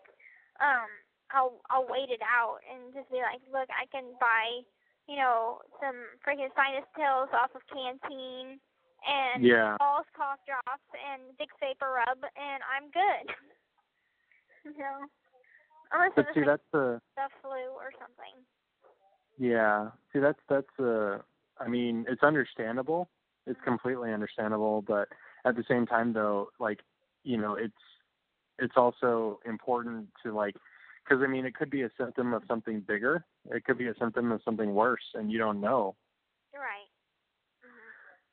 So, I mean, you have to have that kind of, that confidence that, oh my God, I need to, because that's the thing, like if it's lasting longer than you thought, or if it's, there's something like you get a cold, but it's, it doesn't feel like, or if it feels like the flu or something, because I did have the flu once, and I had to take Tamiflu, and that was the only thing that made me feel better. And, like, my mom, she would have us freaking take 3 flu shots a year. And I know that's excessive, but she thought that, the more flu vaccine in you, the better. And I got the flu vaccine here, and I actually got sick from it. That's what I got so sick from. Because I'm like, the whole vaccine, the whole point of the vaccine was not to get sick, and I got sick for a whole month. I'm like, you could ask Mom, I was sick for weeks and weeks, and I'm like, I don't know when I can kick this. I don't know why I'm not able to get any better, and I couldn't sleep, I couldn't eat. I was just coughing and coughing, and my poor roommates had to stand me this whole time. I'm like, it's rough, because it's like when someone's trying to sleep, you obviously don't want to bother them with your coughing. And so I'd go to the bathroom, just cough my lungs out, and then go back once I felt a little better. I probably tried to sleep in every position possible. Oh. Well, you do know what the flu vaccine is, right? Mostly flu. Yeah, it's a modified strain. The flu itself, yeah. But Well, what it is, everybody's like, go get it. So I'm like, okay. well, what it is basically it gives you like a modified version. So like, you know, you already build up the immunity, so you won't catch the actual flu. Right. Yeah. The flu sucks. My goodness. I didn't. Oh no, it does. It does. And I was like trying to figure out, I'm like, this doesn't feel like a normal cold or cough. And it wasn't until the body aches and the chills started to happen. I'm like, something's bad. And whenever you're living with somebody, you pass it back and forth to each other. And so I would pass it to her, she would pass it to me, and then we'd just stay sick for like 3 months. Oh. Yeah. But yeah, it's pretty much that same way in here too, because you're on a camp with so many girls, and if somebody has a cold, it's going to get around. Yeah. They're kicking us off the phone. It's time for count. Oh, okay. Okay. Well, it was good talking to you, and likewise. I'm going to get your letters in a few days. It takes 4 days to get your letters. So okay. I don't know how long it takes for you to get mine, but you should get it either by Monday or Tuesday. So. Hey, do you wanna call me like another day? Yeah. What day? Oh, how about tomorrow? Okay, tomorrow sounds good. Tomorrow around the same time? Yeah. Okay, talk to you then. Okay. Okay, bye, Gypsy. All right, have a good night. Bye. Bye. The person